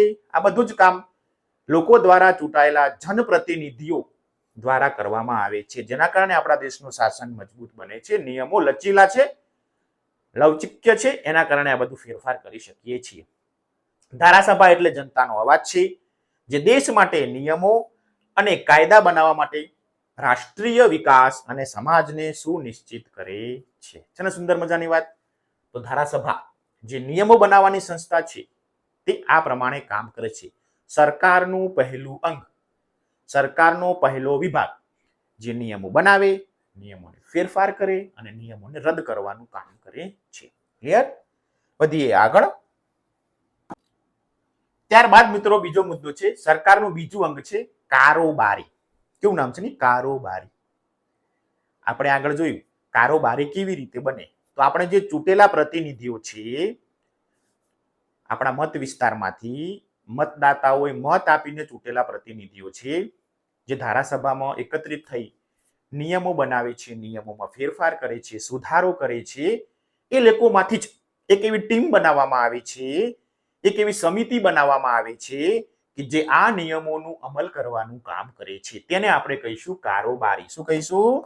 કારોબારી. જોઈએ, કાર્યપાલિકા એ શાખા છે જે કાયદાઓનો અમલ કરે છે. રાષ્ટ્ર હોય એટલે કે દેશ હોય કે રાજ્ય હોય, હવે એના વડાને રાષ્ટ્રપતિ અને રાજ્યપાલ, વડાપ્રધાન, મુખ્યમંત્રી આવા બધા નામથી તમે પરિચિત હશો. તો રાજ્ય હોય તો મુખ્યમંત્રી અને એમની ટીમ હોય, એ કારોબારીનું કામ કરે છે. અને દેશ હોય તો રાષ્ટ્રપતિ છે, વડાપ્રધાન છે, રક્ષામંત્રી છે, આરોગ્ય મંત્રી છે, શિક્ષા મંત્રી છે, ગૃહમંત્રી છે, વિદેશ મંત્રી છે, આવા બધા જે મંત્રીઓ હોય છે, ચૂંટેલા પ્રતિનિધિઓ હોય છે, તે દેશમાં કાયદાઓનો અમલ કરાવે છે. બરોબર? દેશની કારોબારીમાં વડાપ્રધાન, રાષ્ટ્રપતિ અને સંસદ એવા બધા મુદ્દા આવે છે. જ્યારે આપણા રાજ્યની કારોબારીમાં ધારાસભા, પછી મુખ્યમંત્રી, રાજ્યપાલ આવા બધા હોદ્દાઓ આવતા હોય છે. તો જુઓ, તમને અહીંયા કને મુદ્દો પણ આપેલો છે. કારોબારીમાં કોનો કોનો સમાવેશ થાય? જો દેશની કારોબારી છે, એમાં રાષ્ટ્રપતિ, વડાપ્રધાન, મંત્રીઓ અને સરકારી એજન્સીનો સમાવેશ થાય છે. દેશની હો. રાજ્યની હોય તો રાજ્યપાલ હોય, મુખ્યમંત્રી, એમના મંત્રીઓ અને સરકારી એજન્સીઓ. સરકારના તમામ માળખા આવી ગયા. તાલુકા પંચાયત ઓફિસ, જિલ્લા પંચાયત ઓફિસ, મામલતદાર ઓફિસ, કલેક્ટર ઓફિસ, તમામ ઓફિસ આવી ગઈ. જુઓ, કાયદાઓને અમલમાં મૂકવાનું કામ કરે છે. સરકારની જે નીતિઓ છે, યોજનાઓ છે, એ અમલમાં મૂકે છે. વહીવટી તંત્ર દ્વારા તેનું સંચાલન કરવામાં આવે છે. કાયદો અને વ્યવસ્થા જળવાય તે માટેની વ્યવસ્થા ઊભી કરવામાં આવે છે. લોકોને કલ્યાણ થાય તે માટે સુનિશ્ચિત હોય છે. આર્થિક વિકાસ થાય તે માટે સંસાધનો એટલે કે સંપત્તિ, મિલકતનું આયોજન કરે છે. આ કામ છે કારોબારીનું. કાયદાનું અમલ કરવાનું કામ છે કારોબારીનું. તમે અગાઉ જોયું પેલી પૈસા વાળી વાત કરી હતી, ઓનલાઈન ટ્રાન્ઝેક્શન વાળી, હે ને? તો પેલા મની ઓર્ડર થી બેસતા હતા, પછી ઓનલાઈન યુપીઆઈ સિસ્ટમ આવી ગઈ, ક્યુઆર કોડ વાળી. તો જો એક કામ કોને કર્યું? તો ધારાસભાએ કાયદો બનાવ્યો. હવે એ કાયદાને યુપીઆઈ કોડને અમલમાં મૂકવાનું, લોકોને નુકસાની ના થાય તે સમજાવવાનું, શું નુકસાની થાય તે માટે પોલીસ તંત્ર, ક્રાઇમ બ્રાન્ચની વ્યવસ્થા કરવાનું કામ કોણ કરે છે? તો ભાઈ કારોબારી કરે છે. તમે જોઈ શકો છો. અને આવા કોઈ કેસીસ આવે, નિયમોને તોડે, નાગરિકોને નુકસાની થાય તેવું પગલું ભરે, તો જે પેલી પોલીસ છે, ક્રાઇમ બ્રાન્ચ છે, એવા ગુનેગારોને પકડીને શોધે છે. એમને અદાલતમાં પોલીસ ખાતે એમને ન્યાય અપાવે છે અને અદાલતમાં રજૂ કરી અને એ ગુનેગારને સજા આપવાનું કામ કરે છે. તો મિત્રો, આમ જે આ કારોબારી છે એ કાયદાઓને અમલ કરવાનું કામ કરી રહી છે. સરકારનું બીજું અંગ કારોબારી. ઓકે, કારોબારી શું શું કરી શકે તે લખ્યું આપણે. ચલો આગળ. અહીં આપણને ઉદાહરણ પેલું ક્રાઇમ બ્રાન્ચ વાળું જ લીધેલું છે, પૈસા વાળું, મની ઓર્ડર વાળું, કે જેથી તમને આખો એકમ સમજવામાં સરળતા રહે. ત્યાંથી આગળ વધીએ. ન્યાયતંત્ર. આપણે સરકારનું છેલ્લું અંગ ન્યાયતંત્ર. આપણે જોયું ને આગળ પેલો ક્રાઇમ બ્રાન્ચમાં જે પેલો પોલીસ વાળા જે પેલા ગુનેગારને પકડી ગયા, પૈસા બાબતે જે ફ્રોડ કર્યું હતું, નુકસાની કરી હતી નાગરિકની, એને પોલીસ પકડી જાય છે અને પછી એને ન્યાય અપાવે છે. આપણે જોઈએ તો ન્યાય આપવાનું કામ કરશે ન્યાયતંત્ર. જ્યુડિશરી. ન્યાયપાલિકા એ અદાલતોની વ્યવસ્થા છે. અદાલત છે આપણા રાજ્યમાં અને દેશમાં અને જિલ્લામાં. રાજ્યની અદાલત અને દેશની અદાલત એ આપણે હમણાં આગળ જોઈશું. જે નક્કી કરે છે કોઈ કાયદાનું ઉલ્લંઘન કર્યું છે કે નહીં. જો કર્યું હોય તો તેને વિરુદ્ધ શી કાર્યવાહી કરવી, અથવા જો જરૂરી હોય તો તેને શું દંડ આપવો, એ કામ કોનું છે? તો કે ન્યાયતંત્રનું છે. કાયદાનું ઉલ્લંઘન કર્યું છે કે નહીં તે નક્કી કરે છે, યોગ્ય કાર્યવાહી કરે છે, તપાસ કરે છે અને પછી નિર્ણય લે છે એને દંડ કરવો કે ના કરવો, એની વિરુદ્ધ કાર્યવાહી કરવી કે ના કરવી, જેલમાં પૂરવા કે ના પૂરવા. આમ કાયદા દ્વારા બંધારણને મજબૂતાઈ આપવામાં આવેલી છે. તમે જોઈ શકો છો. ફરિયાદ દાખલ થાય છે, નોટિસ આવે છે, આપણે હાજર રહેવું પડે છે, પુરાવા અને દલીલો વકીલો દ્વારા રજૂ કરવામાં આવે છે, ન્યાયાધીશો વિચારણા કરે છે, નિર્ણય આપે છે, દંડ અને સજા કરવી કે નહીં તેની જોગવાઈ કરે છે. જો આપણને હજુ પણ એમ જણાય કે આપણને માટે નિર્ણય યોગ્ય નથી તો તમે આગળની અદાલતમાં અપીલ પણ કરી શકો છો. બધી સિસ્ટમ આપણી જોડે છે. બરોબર? તો ન્યાયતંત્ર, પ્રશ્ન એવો થાય કે ન્યાયતંત્ર છે ને એવું સ્વતંત્ર છે. ન્યાયતંત્ર ઉપર કોઈ પણ સરકારના પ્રતિનિધિનું, રાષ્ટ્રપતિનું કે વડાપ્રધાનનું ચાલતું નથી. ન્યાયતંત્ર સ્વતંત્ર છે. જો ન્યાયતંત્ર ઉપર કોઈ વ્યક્તિગત હક હોય તો તે વ્યક્તિ પોતાના હિત માટે જ એ ન્યાયનો ઉપયોગ કરે, પરંતુ ન્યાયતંત્ર ઉપર કોઈનું દબાણ નથી, સ્વતંત્ર છે.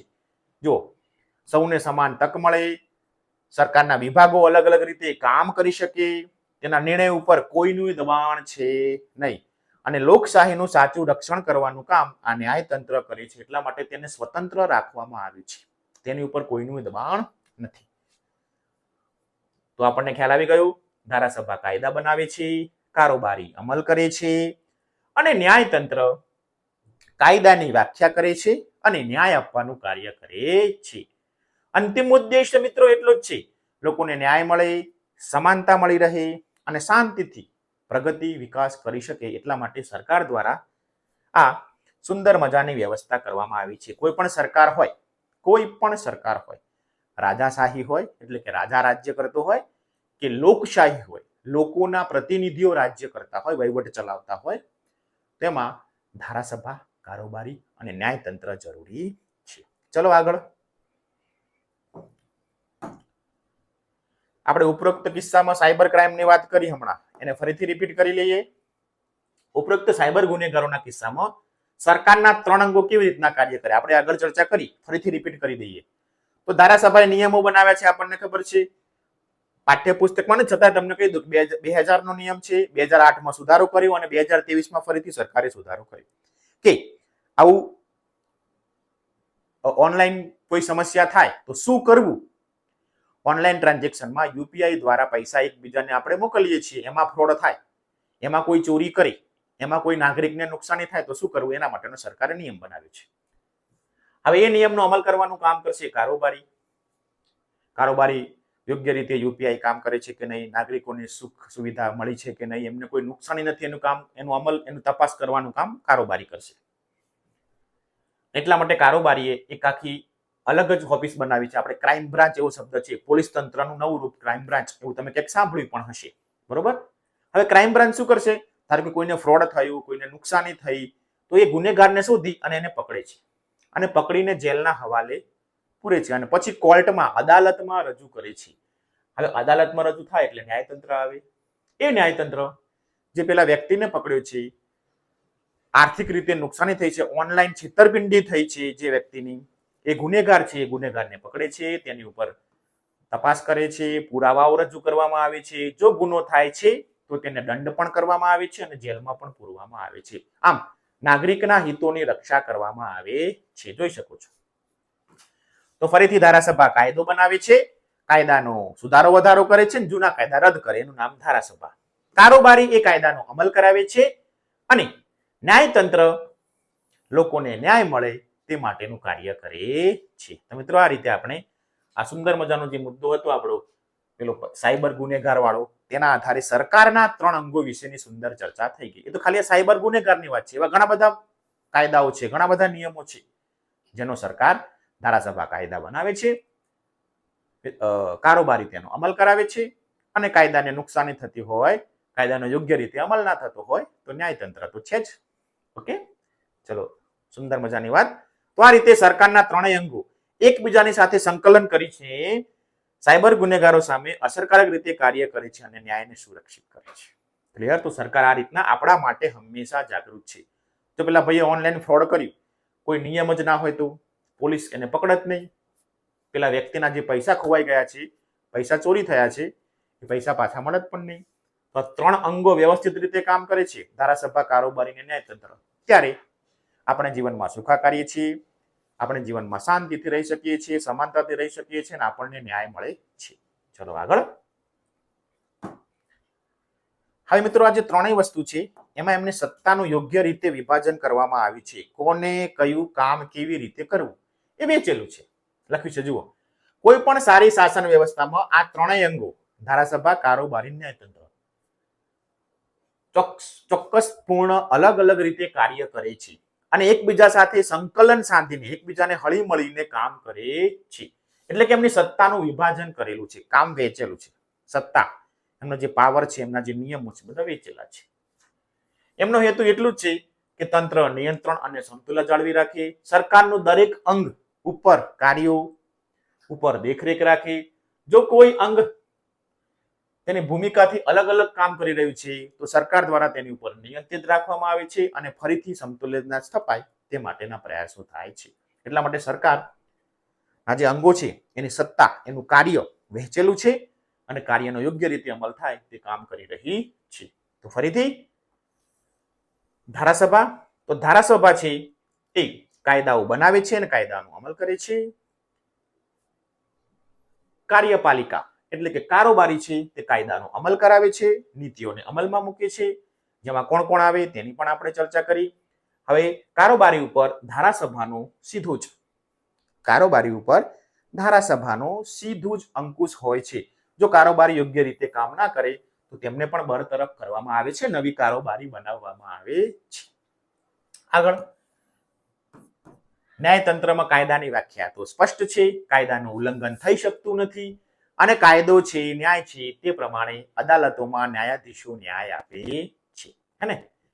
કાયદાનો યોગ્ય રીતે અમલ કરવો એ પણ ખૂબ જરૂરી છે. નાગરિકોના જે મૂળભૂત હકોની જાળવણી છે એ અદાલત દ્વારા કરવામાં આવે છે. જે બંધારણ વિરુદ્ધ જાય તો તેને રદ પણ કરી શકાય છે. તો મિત્રો, આ રીતે ધારાસભા, કારોબારી અને ન્યાયતંત્ર ત્રણેય ઉપર યોગ્ય નિયંત્રણ છે. એમને સત્તાનું વિભાજન કરેલું છે, કોને કયું કાર્ય કરવું, અને જો તે પ્રમાણે કાર્ય નથી કરતા તો તેમને હટાવવાની સત્તા પણ છે. હે ને?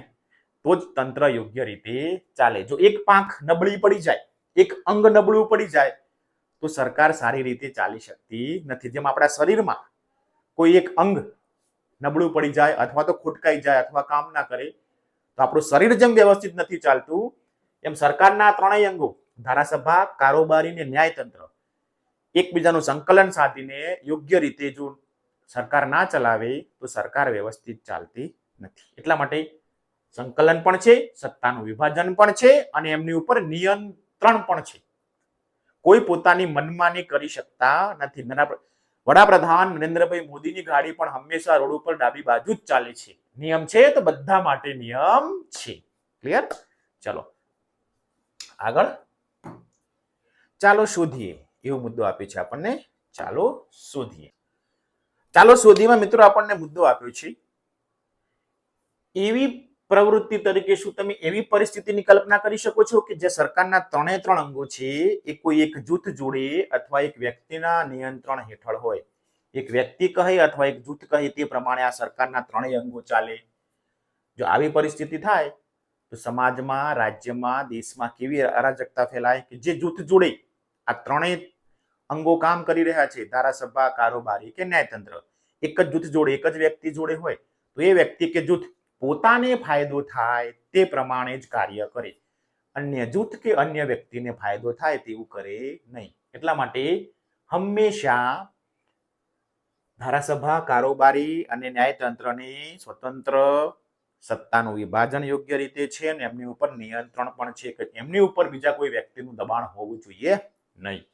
જુઓ, જો ત્રણેય અંગોની સત્તા એક જ જૂથ પાસે હોય ને તો તમે જોઈ શકો છો ધારાસભા, કારોબારી, ન્યાયતંત્ર ત્રણેય જૂથની સત્તા એક પાસે હોય તો એમની ઉપર કોઈનું નિયંત્રણ ના હોય. સત્તાનો દુરુપયોગ થાય, વિચારધારા અને અભિવ્યક્તિની સ્વતંત્રતા રહે નહીં, ભ્રષ્ટાચાર થઈ શકે, ભાઈ ભત્રીજાવાદ થઈ શકે, જનતાના હિતોનું નુકસાન થઈ શકે એમ છે. જુઓ, તો કાયદાનો દુરુપયોગ થાય. જે લોકો અન્યાય નથી, જે લોકોએ કાયદાનો ભંગ નથી કર્યો એમને પણ નુકસાની થાય, એમનો અધિકાર ખતમ થઈ જાય, ભ્રષ્ટાચાર વધે, ન્યાયતંત્રનો કોઈ મતલબ જ ના રહે, જનતાનું શોષણ થાય, અશાંતિ ફેલાય, અરાજકતા ફેલાય, લોકોને ઘણી નુકસાની છે. એટલા માટે આ ત્રણેય અંગો છે, ધારાસભા, કારોબારી કે ન્યાયતંત્ર, એની ઉપર કોઈનું નિયંત્રણ નથી, એમની ઉપર કોઈનું દબાણ નથી.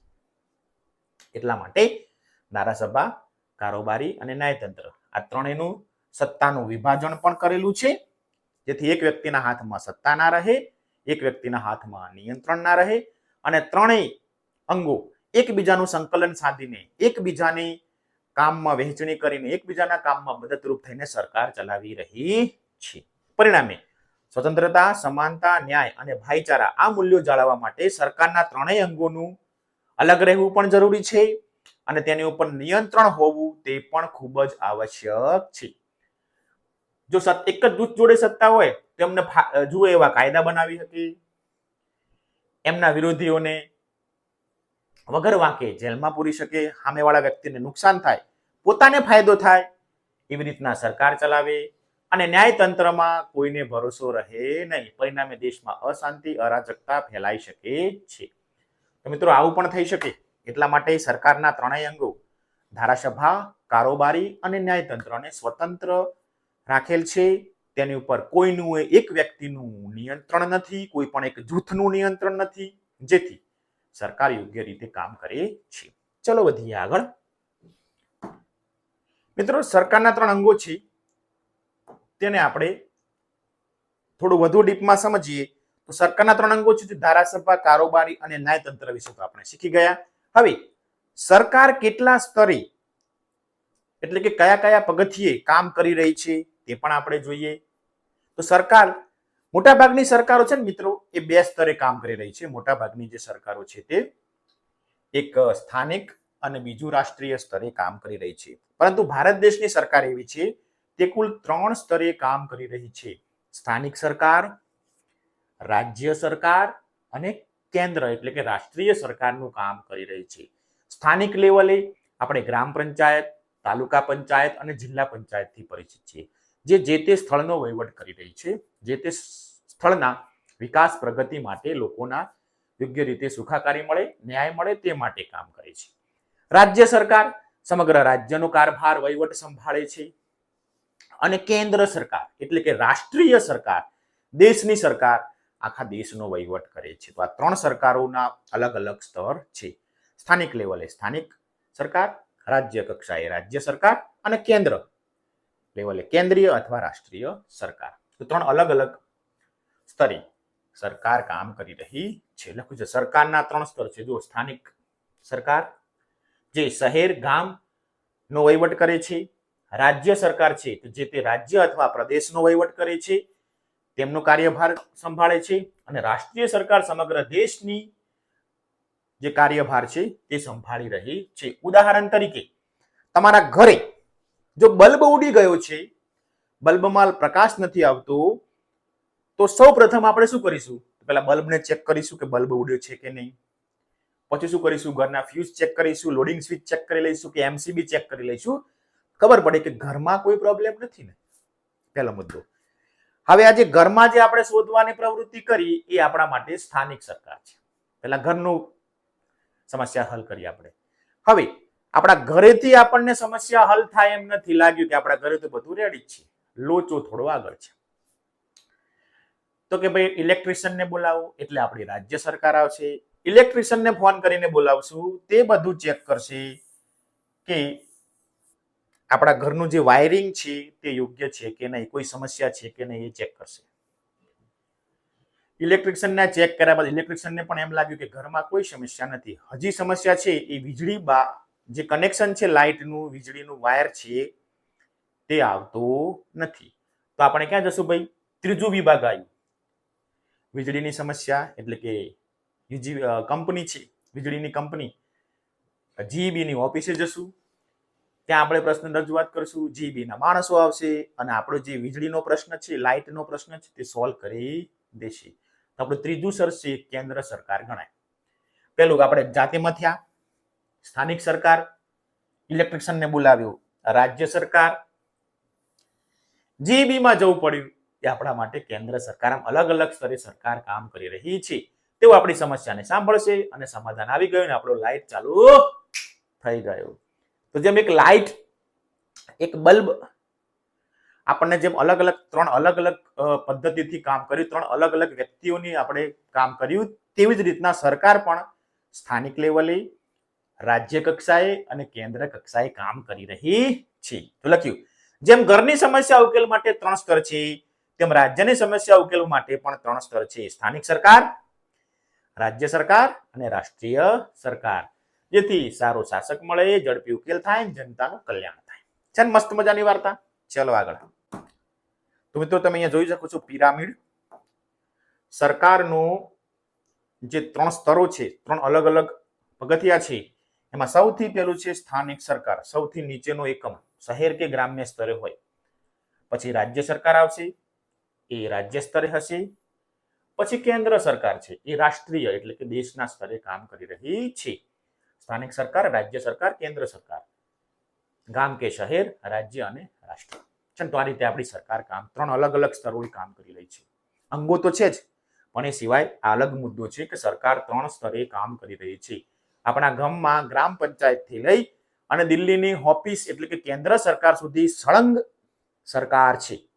એક જ મુદ્દા માટે આપણે આટલી બધી એજન્સીઓ જોડે 3 અલગ અલગ સ્તરે કામ કરી રહ્યા છીએ. 3 અલગ અલગ એજન્સી આપણા પ્રગતિ માટે, આપણને ન્યાય મળે, શાંતિ મળે તે માટે કામ કરી રહી છે. ચલો આગળ. હા મિત્રો, ઉદાહરણ આપ્યું છે આપણને સુંદર મજાનું કે ભારત સરકારનું આ 3 સ્તર છે. એક પૂરની વ્યવસ્થા આપી છે. જો ગામમાં પૂર આવી જાય, વિસ્તારમાં પૂર આવે તો શું કરવું? જેમ આપણે બલ્બનું ઉદાહરણ સમજ્યા એમ જુઓ.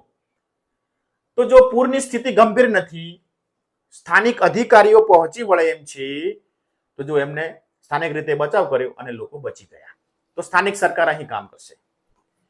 પણ જો એમ લાગશે પૂરમાં ઘણા બધા શહેરો કે ગામડાને આ કારણે નુકસાની થઈ છે અને સ્થાનિક તંત્ર છે, વહીવટી તંત્ર પહોંચી વળે એમ નથી, તો રાજ્ય સરકાર ત્યાં પોતાનો ભાગ ભજવશે.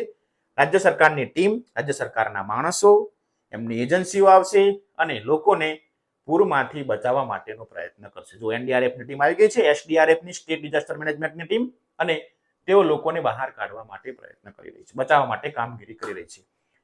હજી એમ લાગે કે મોટા કારણે, પૂરના કારણે ભયંકર નુકસાન થઈ રહ્યું છે, પૂરનું સ્વરૂપ ભયંકર છે, સ્થાનિક સરકાર કે રાજ્ય સરકાર પહોંચી વળે એમ નથી, તો કેન્દ્ર સરકાર દ્વારા મદદ મોકલવામાં આવે છે, જેમાં સૈનિકો અને એનડીઆરએફની ટીમ છે, નેશનલ ડિઝાસ્ટર મેનેજમેન્ટની જે ટીમ છે, આપત્તિ વ્યવસ્થાપનની રાષ્ટ્રીય ટીમ છે, તે મદદે આવે છે અને રાહત સામગ્રી ને ડોક્ટરની દવા અને પુનર્વસન માટે તેઓ મદદરૂપ થતા હોય છે. મતલબ જેવી જેવી સમસ્યા, જેવી જેવી મુશ્કેલી, જેવું જેવું કામ, એ પ્રમાણે સરકાર કામ કરે છે. સ્થાનિક લેવલે પૂરું થતું હોય તો આગળ વધવાની જરૂર નથી. રાજ્ય સરકારની જરૂર પડે ત્યાં રાજ્ય સરકાર છે અને કેન્દ્ર સરકારની જરૂર પડે ત્યાં કેન્દ્ર સરકાર છે. પૂરની મદદથી તમે જોઈ શકો છો. તો ઉદાહરણ દ્વારા સમજાવ્યું છે કઈ જગ્યાએ કઈ સરકાર કામ કરે છે, કયું સ્તર કામ કરી રહ્યું છે. ચલો આગળ. ચૂકશો નહીં. મિત્રો સુંદર મજાનો મેસેજ આપ્યો છે, ચૂકશો નહીં. આપણી ઘણી સંસ્થાઓનું સૂત્ર આપણી પ્રાચીન જ્ઞાનથી પ્રેરિત છે. જેમ કે જો ભારત સરકાર છે, એમનો રાજ્ય જે રાષ્ટ્રીય મુદ્રાલેખ છે એમાં લખેલું છે સત્યમેવ જયતે. જ્યાં જ્યાં સરકારી કાગળો હશે ત્યાં મિત્રો આ 3 સિંહોની આકૃતિ તમે જોઈ રહ્યા છો તે દેખાઈ રહી છે. અને નીચે લખેલું છે સત્યમેવ જયતે, આપણો રાષ્ટ્રીય મુદ્રાલેખ છે. એનો મતલબ થાય સત્યનો જ વિજય થાય છે. હંમેશા સત્યનો વિજય થાય છે. આપણી જે ન્યાય પ્રણાલી છે, ન્યાયતંત્ર છે, અદાલતો છે, જે તાલુકાથી લઈને શું કહેવાય દેશ સુધી, તાલુકાની અદાલત, જિલ્લાની અદાલત, રાજ્યની વડી અદાલત અને દેશની સુપ્રીમ કોર્ટ, સર્વોચ્ચ અદાલત, એનું પણ સૂત્ર છે યતો ધર્મ તતો જય. જ્યાં ધર્મ છે ત્યાં વિજય છે. તો આ જે સૂત્રો છે એ આપણા ધાર્મિક પુસ્તકોમાંથી, પ્રાચીન ગ્રંથોમાંથી લીધેલા છે. આ સૂત્રો આપણા દેશની સંસ્કૃતિ, મૂલ્યો અને પ્રાચીન જ્ઞાનનો અમૂલ્ય વારસો છે, જે આપણને સત્ય, ધર્મ, ન્યાયના માર્ગે આગળ વધવા માટે પ્રેરણા આપે છે. મિત્રો આ પણ જાણવા જેવું છે કે ન્યાય પ્રણાલીનું સૂત્ર કયું છે? તો યત ધર્મ તતો જય. સરકારનું જે સૂત્ર છે તે સત્યમેવ જયતે છે. આપણો રાષ્ટ્રીય મુદ્રાલેખ છે એ પણ આપણને ખબર હોવી જોઈએ. ગુજરાતી શું થાય એ પણ આપણે લખેલું છે. ચલો આગળ. આપણા પ્રાચીન સૂત્રો તમને ફરીથી આપી દીધા યાદ રાખવા માટે. ભારત સરકારનું સૂત્ર સત્યમેવ જયતે, સત્યનો જ વિજય થાવ. સુપ્રીમ કોર્ટ એટલે કે ન્યાયાલયનું સૂત્ર છે યતો ધર્મસ્તતો જય, જ્યાં ધર્મ છે ત્યાં વિજય છે. આપણા સરકારના અંગો તમે જોઈ શકો છો. સરકાર, તો સરકારના અંગો ધારાસભા, કારોબારી અને ન્યાયતંત્ર. હવે જે રાષ્ટ્રીય સ્તરની સરકાર છે એના અંગો કયા કયા છે અને રાજ્ય સ્તરની જે સરકાર છે, રાજ્ય સરકાર, એના અંગો કયા કયા છે તે તમને અહીં આપેલું છે. રાષ્ટ્રીય સ્તરે તો ધારાસભા પણ હોય, કારોબારી હોય અને ન્યાયતંત્ર. ધારાસભાને સંસદ કહેવાય છે. કારોબારી તો એમાં વડાપ્રધાન, રાષ્ટ્રપતિને બધા આવે.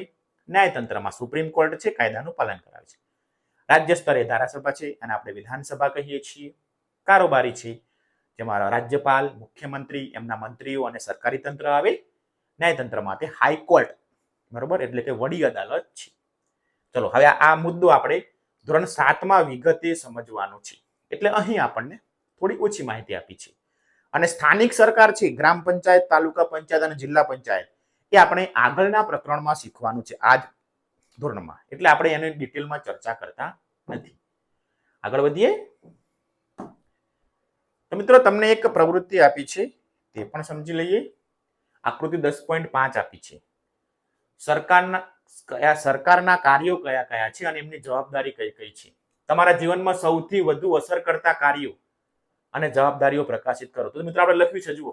આરોગ્ય છે, શિક્ષણ છે, રસ્તા અને પરિવહન છે, પાણી, સ્વચ્છતા, પર્યાવરણ, સુરક્ષા, કર વસૂલાત એટલે ટેક્સ, આપત્તિ વ્યવસ્થાપન. તો સ્થાનિક સ્તરે કોણ કોણ કામ કરશે આપણને? તો સ્થાનિક સ્તરે સ્થાનિક સરકાર છે તે કેટલા મુદ્દાઓમાં, કેટલા વિષયોમાં આપણને મદદરૂપ થાય છે તે લખ્યું છે. રાજ્ય સરકારની જવાબદારી શું છે ત્યાં મેં ટીક કરેલું છે. અને રાષ્ટ્રીય સ્તરે કેન્દ્ર સરકારની જવાબદારી શું છે, એના કાર્યો શું છે તે ટીક કરેલા છે. તમે જોઈ શકો છો, અભ્યાસ કરી શકો છો કે કઈ સરકારની જવાબદારી છે, કોની કોની જવાબદારી છે. તમે સમજી શકો છો. હમણાં જેમ પેલું આપણે પૂરનું ઉદાહરણ જોયું એની ઉપરથી આપણને ખ્યાલ આવી જાય. 2 કે 3 વયસ્ક લોકોને તેમના કાર્ય સંબંધિત સંપર્કો અથવા સરકાર સાથેની મુલાકાતો અથવા તેમના અનુભવો વિશે પૂછવાનું છે. મિત્રો તમે કોઈ સરકારી પ્રતિનિધિઓને જાણતા હોય, કોઈ સરકારી ચૂંટાયેલા પ્રતિનિધિઓને જાણતા હોય, તમારે તેની મુલાકાત લેવાની છે અને તેમને પ્રશ્નો પૂછવાના છે. કેવા પ્રશ્નો પૂછી શકાય? જુઓ, આ મુલાકાતો કયા સ્તરે થઈ હતી? તે ગ્રામ પંચાયત સ્થાનિક સરકારના હતા, રાજ્ય સરકારના પ્રતિનિધિ હતા કે કેન્દ્ર સરકારના? આ મુલાકાતોનો હેતુ શું હતો? ખાલી દસ્તાવેજ કરી અરજી, સહાય, ફરિયાદ કે માહિતી માટે? તમે પૂછજો, પ્રશ્ન પૂછી રહ્યા છો. તમારી આસપાસ પણ કોઈ આવા વ્યક્તિ હોય, તમે એને પ્રશ્ન કરજો, પૂછજો, તમને માહિતી મળશે. તેમના અનુભવો કેવા રહ્યા? તેઓ આ સરકારમાં છે, સરકારના અલગ અલગ અંગોમાં કામ કરી રહ્યા છે, તેમના અનુભવો કયા છે એની જાણકારી તમને મળે છે. તો મિત્રો સુંદર મજાનું આ એકમ છે, હે ને? કેટલું બધું જાણવા મળ્યું. તમારો કોષ્ટક હોય તો તેને પૂર્ણ કરી દેજો. વધીએ આગળ. હવે આપણે જે સરકારના વિભાગ જોયા, ભારત સરકાર અને રાજ્ય સરકાર, એટલે કે રાષ્ટ્રીય સરકાર, રાજ્ય સરકાર. કેન્દ્રીય સરકાર શું કામ કરે? તો સરકારના 3 અંગો જો. ન્યાયતંત્ર, તો ન્યાયતંત્ર માટે કેન્દ્રીય સરકારમાં, રાષ્ટ્રીય સરકારમાં સર્વોચ્ચ અદાલત સુપ્રીમ કોર્ટ હોય છે. રાજ્ય સ્તરે વડી અદાલત એટલે કે હાઈ કોર્ટ હોય છે, જે ન્યાયતંત્ર ન્યાય આપવાનું કામ કરે છે. તેવી જ રીતના સરકારનું બીજું અંગ એટલે ધારાસભા. કેન્દ્રીય સ્તરે, રાષ્ટ્રીય સ્તરે શું હોય છે? તો રાષ્ટ્રીય સ્તરે 2 પ્રકારની સભાઓ હોય છે. એકનું નામ છે લોકસભા, એક ગૃહનું નામ છે લોકસભા, જે નિયમો બનાવવાનું કામ કરે છે. અને રાજ્યસભા પણ નિયમો બનાવવાનું કામ કરે છે. આ બધી માહિતી આપણે આગલા ધોરણમાં ડીપમાં જઈશું, પણ હમણાં એટલું યાદ રાખો, સરકારના 3 અંગો છે. એમાં કેન્દ્રીય સ્તરે ધારાસભામાં સરકારના 2 ધારાસભાઓ છે, લોકસભા અને રાજ્યસભા. તેવી જ રીતના રાજ્ય સ્તરે પણ 2 સભાઓ છે, વિધાનસભા અને વિધાન પરિષદ. આપણા દેશના 28 રાજ્યો છે, એમાં દરેકમાં વિધાનસભા તો છે જ, જે કાયદા બનાવે છે. જોડે જોડે વિધાન પરિષદ છે એ માત્ર 6 જ રાજ્યોમાં છે.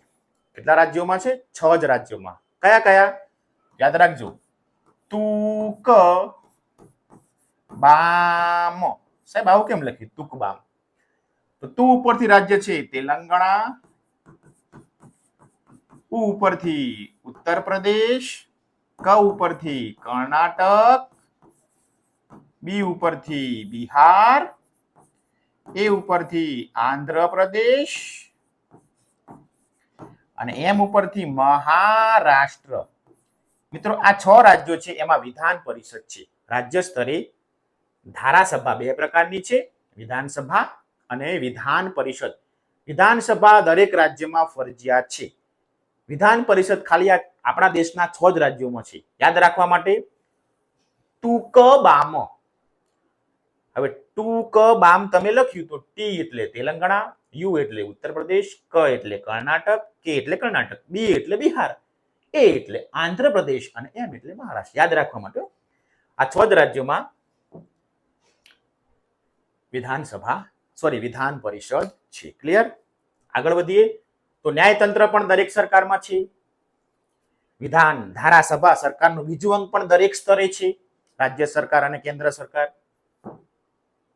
કારોબારી પણ દરેક સ્તરે છે.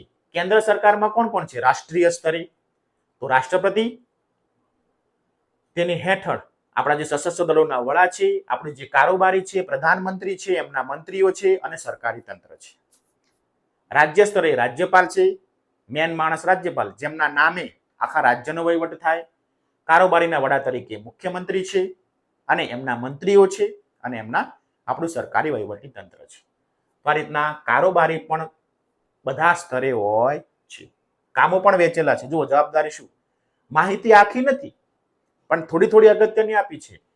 કેન્દ્ર સરકાર સંરક્ષણ કરે, વિદેશી બાબતો, અણુ ઉર્જા, સંદેશા વ્યવહાર, ચલણ પૈસાની બાબત, આંતરરાજ્ય વાણિજ્ય, રાજ્યો વચ્ચે શિક્ષણ અને રાષ્ટ્રીય નીતિઓ ઘડે છે. રાજ્ય સરકાર છે એ રાજ્ય પૂરતો વહીવટ કરે છે. પોલીસ અને કાયદાની વ્યવસ્થા. રાજ્ય સ્તરે કેન્દ્ર સરકાર દ્વારા બનાવવામાં આવેલી યોજનાઓ, કાયદાઓનો અમલ કરાવે છે.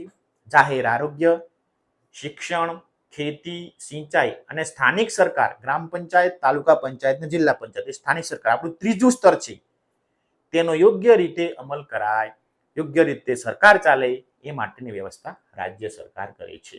તો આ રીતના ધારાસભા, કારોબારી અને ન્યાયતંત્ર દરેક સ્તરે રાજ્ય સરકાર અને કેન્દ્ર સરકારમાં કામ કરી રહ્યું છે. દરેક સરકારના અંગો તો હોય 3, તો કેન્દ્ર સરકારના પણ 3 અંગો વ્યવસ્થિત છે, રાજ્ય સરકારના પણ 3 અંગો વ્યવસ્થિત છે. એ જ રીતના સ્થાનિક સરકારના પણ 3 અંગો વ્યવસ્થિત છે. એ જ્યારે સ્થાનિક સરકારનો એકમ લઈશું ત્યારે તમને જણાવીશું. ચલો વધીએ આગળ. તો મિત્રો આ બધો મુદ્દાઓ છે. રાષ્ટ્રીય સરકારના અંગો જોયા, એમના કાર્યો જોયા. તો સ્થાનિક સરકારોનો અહીં ઉલ્લેખ નથી, કારણ કે આપણે જે 2 પ્રકારનો આપણે એકમો જોવાના છે, ગ્રામ પંચાયત, તાલુકા પંચાયત અને જિલ્લા પંચાયત, તે એકમો આપણે આગળના સમાજ વિદ્યાના આ જ ધોરણમાં આપણે શીખવાના છે. એટલા માટે સ્થાનિક સરકારનું અહીં કંઈ લીધેલું નથી. તમને એમ થાય સાહેબ સરકારની તો 2 જ વાત કરી, રાષ્ટ્રીય સરકાર, કેન્દ્ર સરકાર અને રાજ્ય સરકાર. તો સ્થાનિક સરકાર ક્યાં ગઈ? આપણે મોટી તો લઈ લીધી છે, પરંતુ જે જરૂરી છે અલગથી ગ્રામ પંચાયત, તાલુકા પંચાયત ને જિલ્લા પંચાયત, સ્થાનિક સરકાર, એ આપણે આગળના પાઠમાં શીખવાનું છે. તો રાષ્ટ્રીય સરકાર અને રાજ્ય સરકારના વિધાન મંડળની વાત કરી દીધી, કાર્યપાલિકા એટલે કારોબારીની પણ વાત થઈ અને ન્યાયતંત્ર પણ છે. 2 સ્તરે કામ કરી રહી છે. રાષ્ટ્રીય સ્તર, રાજ્ય સ્તર, એના બંનેના અંગો આવી ગયા. બંનેના અંગો 3 અંગો તો છે જ. સરકારના 3 અંગો તો ફરજિયાત છે, ચાહે એ કેન્દ્ર સરકાર હોય, ચાહે એ રાજ્ય સરકાર હોય. કેન્દ્ર સરકારમાં પણ ધારાસભા, કારોબારી અને ન્યાયતંત્ર છે. રાજ્યસભામાં પણ રાજ્યની સરકારમાં પણ ધારાસભા, કારોબારી અને ન્યાયતંત્ર છે. સ્થાનિક સરકાર વિશે નેક્સ્ટ ચેપ્ટરમાં આપણે શીખીશું. ચલો આગળ. મિત્રો અહીં સુંદર મજાના આપણા રાષ્ટ્રપતિ છે અબ્દુલ કલામ. તમને તો આમને ઓળખતા જશો, હે ને? એવું જ્યારે રાષ્ટ્રપતિ હતા, એમનું જીવન આપણા દેશને ખૂબ સમર્પિત હતું. આપણા દેશ માટે એમને અમૂલ્ય કાર્યો કર્યા છે.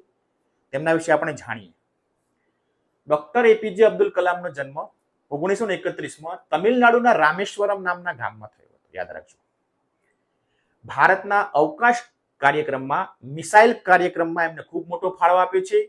ઘણી બધી મિસાઇલો બનાવી છે, એટલા માટે એમને મિસાઇલ મેન તરીકે ઓળખવામાં આવે છે. 2002 થી લઈને 2007 સુધી ભારતના 11મા રાષ્ટ્રપતિ હતા. દેશનો સર્વોચ્ચ ઊંચો હોદ્દો રાષ્ટ્રપતિ 11મા રહી ચૂક્યા છે. તેઓ આ પ્રતિષ્ઠિત પદ ઉપર રહ્યા છતાં એમને શિક્ષણ અને શોધની ખૂબ લોકોને મદદરૂપ થાય, યુવકો સાથે તેઓ ખાસ જોડાયેલા હતા. બાળકો સાથે એમને વધારે પ્રેમ હતો, શિક્ષણ સાથે એમને વધારે પ્રેમ હતો. ઘણા બધા લોકોને એમને પ્રેરિત કર્યા છે દેશ માટે, રાષ્ટ્ર માટે. સપના જુઓ તો ઊંચા જુઓ, એમના સુંદર મજાના પુસ્તકો પણ છે, તમે કદાચ વાંચ્યા પણ હશે, હે ને? તો અબ્દુલ કલામે ઘણા બધા બુકો પણ લખી છે. એ બુકો વાંચતો તો આપણને ખબર પડશે કે એમનો રાષ્ટ્રપ્રેમ કેવો હતો, દેશના વિકાસ પ્રગતિ માટે એમના સપના કેવા હતા. સુંદર વાતો કરી છે એમને, બરોબર. એમના કેટલાક પ્રેરણાદાયી જે કોટેશનો છે 4, એ તમને નીચે મૂકેલા છે, આપણે જોઈ લઈએ. એમને શું કીધું? પહેલું જુઓ, સપના એ નથી કે જે તમે ઊંઘતા સમય જુઓ છો, સપના એ છે કે જે તમને ઊંઘવા નથી દેતા. કેટલું સુંદર વાક્ય લખ્યું છે, હે ને? મોટું સપનું જુઓ, કારણ કે મોટા સપના મોટા વિચારોને જન્મ આપે છે અને મોટા વિચારો તમને બદલે છે. શિક્ષક એ સૌથી શ્રેષ્ઠ મન છે, સમાજને શ્રેષ્ઠ બનાવે છે. ભારતને વિકસિત રાષ્ટ્ર બનાવવાનો શ્રેષ્ઠ માર્ગ છે પોતાના પર વિશ્વાસ રાખો. તો મિત્રો, સુંદર મજાના પ્રેરણાદાયી વિચારો અબ્દુલ કલામે આપણને આપેલા છે. એટલા માટે અબ્દુલ કલામનો મુદ્દો આપણને અલગથી પાઠ્યપુસ્તકમાં આપેલો છે. તમને પણ નીચે કેટલાક કોટેશનો આપેલા છે. આ રહ્યા કોટેશનો, તમે જોઈ શકો છો જે તમારા પાઠ્યપુસ્તકમાં આપ્યા છે તે. આકાશ તરફ જુઓ, આપણે એકલા નથી, આપણું બ્રહ્માંડ આપણા મિત્ર છે અને તે લોકો ઊંચા સપના સેવે છે અને તેના માટે કામ કરે છે. તે તેમને સર્વોત્તમ સહાય આપવા માટે તૈયાર છે. બીજું શું કીધું? તમારા ધ્યેયોમાં સફળ થવા માટે તમારે તેમના પ્રત્યે ખૂબ મહેનત કરવી પડશે. જો તમે નિષ્ફળ જાવ છો તો પણ હાર ના માનો. ફેલનો અર્થ શીખવાનો પ્રથમ પ્રયાસ છે. કેટલું સુંદર મજાનું વાક્ય કીધું. એટલે કે શીખતી વખતનો તમારો પ્રથમ પ્રયાસ છે અને તે અંત નથી, એન્ડ નથી. પ્રયત્ન કરતા રહો. નો અર્થ એ નથી કે ક્યારેય નિષ્ફળ જવું. જો તમે નામાં જવાબ મળે તો એનો અર્થ એમ થાય છે કે તમને આગળની તક છે, એટલે કે આગામી તક માટે તમે તૈયાર રહો, તમને જરૂર સફળતા મળશે. ફેલ થાવ અથવા ઉત્તર મળે ના તો ડરી જવાની જરૂર નથી, આગળ તમને તક છે. પ્રયત્ન કરતા રહો, એવું કીધું છે. સ્વપ્ન એ નથી કે તમને સૂતી વખતે જુઓ છો. અમને આગળ જોયું આપણે, આ એક એવી ચીજ છે જે તમને ઊંઘવા નથી. જો 4 બાબતોને અનુસરવામાં આવશે, 4 બાબતોને અનુસરશો તો ઉચ્ચ ધ્યેય હોય, સપનું હોય, તે આપણે પ્રાપ્ત કરી શકીએ છીએ. સપના, મહેનત અને ખંત, તો કોઈ પણ રીતે આપણે એ મુદ્દાને પ્રાપ્ત કરી શકીએ છીએ. તો મિત્રો, આ કોટેશન છે, તમારા પાઠ્યપુસ્તકમાં પણ આપેલા છે, તમે વાંચી લેજો. તમે અબ્દુલ કલામને વાંચશો તો ક્યારેય નિરાશ નહીં થાઓ. તમારી લાઇબ્રેરીમાં પણ અબ્દુલ કલામના કેટલાક પુસ્તકો છે, ડોક્ટર અબ્દુલ કલામના, વાંચજો. આપણા દેશના રાષ્ટ્રપતિ હતા 11મા. આપણા દેશની પ્રગતિ માટે, વિકાસ માટે, સુરક્ષા માટે એમને ઘણી બધી મિસાઇલો બનાવી. અવકાશ ક્ષેત્રે એમને જે પ્રગતિ કરી છે, આપણા દેશ માટે જે યોગદાન આપ્યું છે, તે ખૂબ અમૂલ્ય છે. એટલા માટે એમને સૌથી ઊંચો હોદ્દો રાષ્ટ્રપતિનો આપવામાં આવ્યો અને તેમને જે પુસ્તકો છે, તેમના જે વિચારો છે, આપણા જીવનમાં ઉતાર્યા જેવા છે. તેમને યુવાનો અને ખાસ કરીને બાળકો પ્રત્યે એમને બહુ પ્રેમ હતો, હે ને? સુંદર મજાની વાત છે રાષ્ટ્રપતિ અબ્દુલ કલામની. વાંચજો, ખૂબ મજા આવશે. વાંચશો તો કંઈક જાણશો. ચલો, હવે વધીએ આગળ. મિત્રો, હવે છે એકમનો બીજો મુદ્દો, જે આપણે શરૂઆતમાં જોયું હતું કે આપણે એકમમાં શું શું શીખવાનું છે. તો શાસન વિશે શીખવાનું છે, સરકાર વિશે શીખવાનું છે અને લોકશાહી વિશે શીખવાનું છે. તો શાસન અને સરકાર વિશે શીખ્યા બાદ હવે ત્રીજો મુદ્દો અગત્યનો છે, લોકશાહી. તે પણ સરકારને લગતો જ મુદ્દો છે. તો લોકશાહી વિશે ચર્ચા કરીએ. તો મિત્રો, લોકશાહી કરીએ છીએ. આ લોકશાહી છે શું?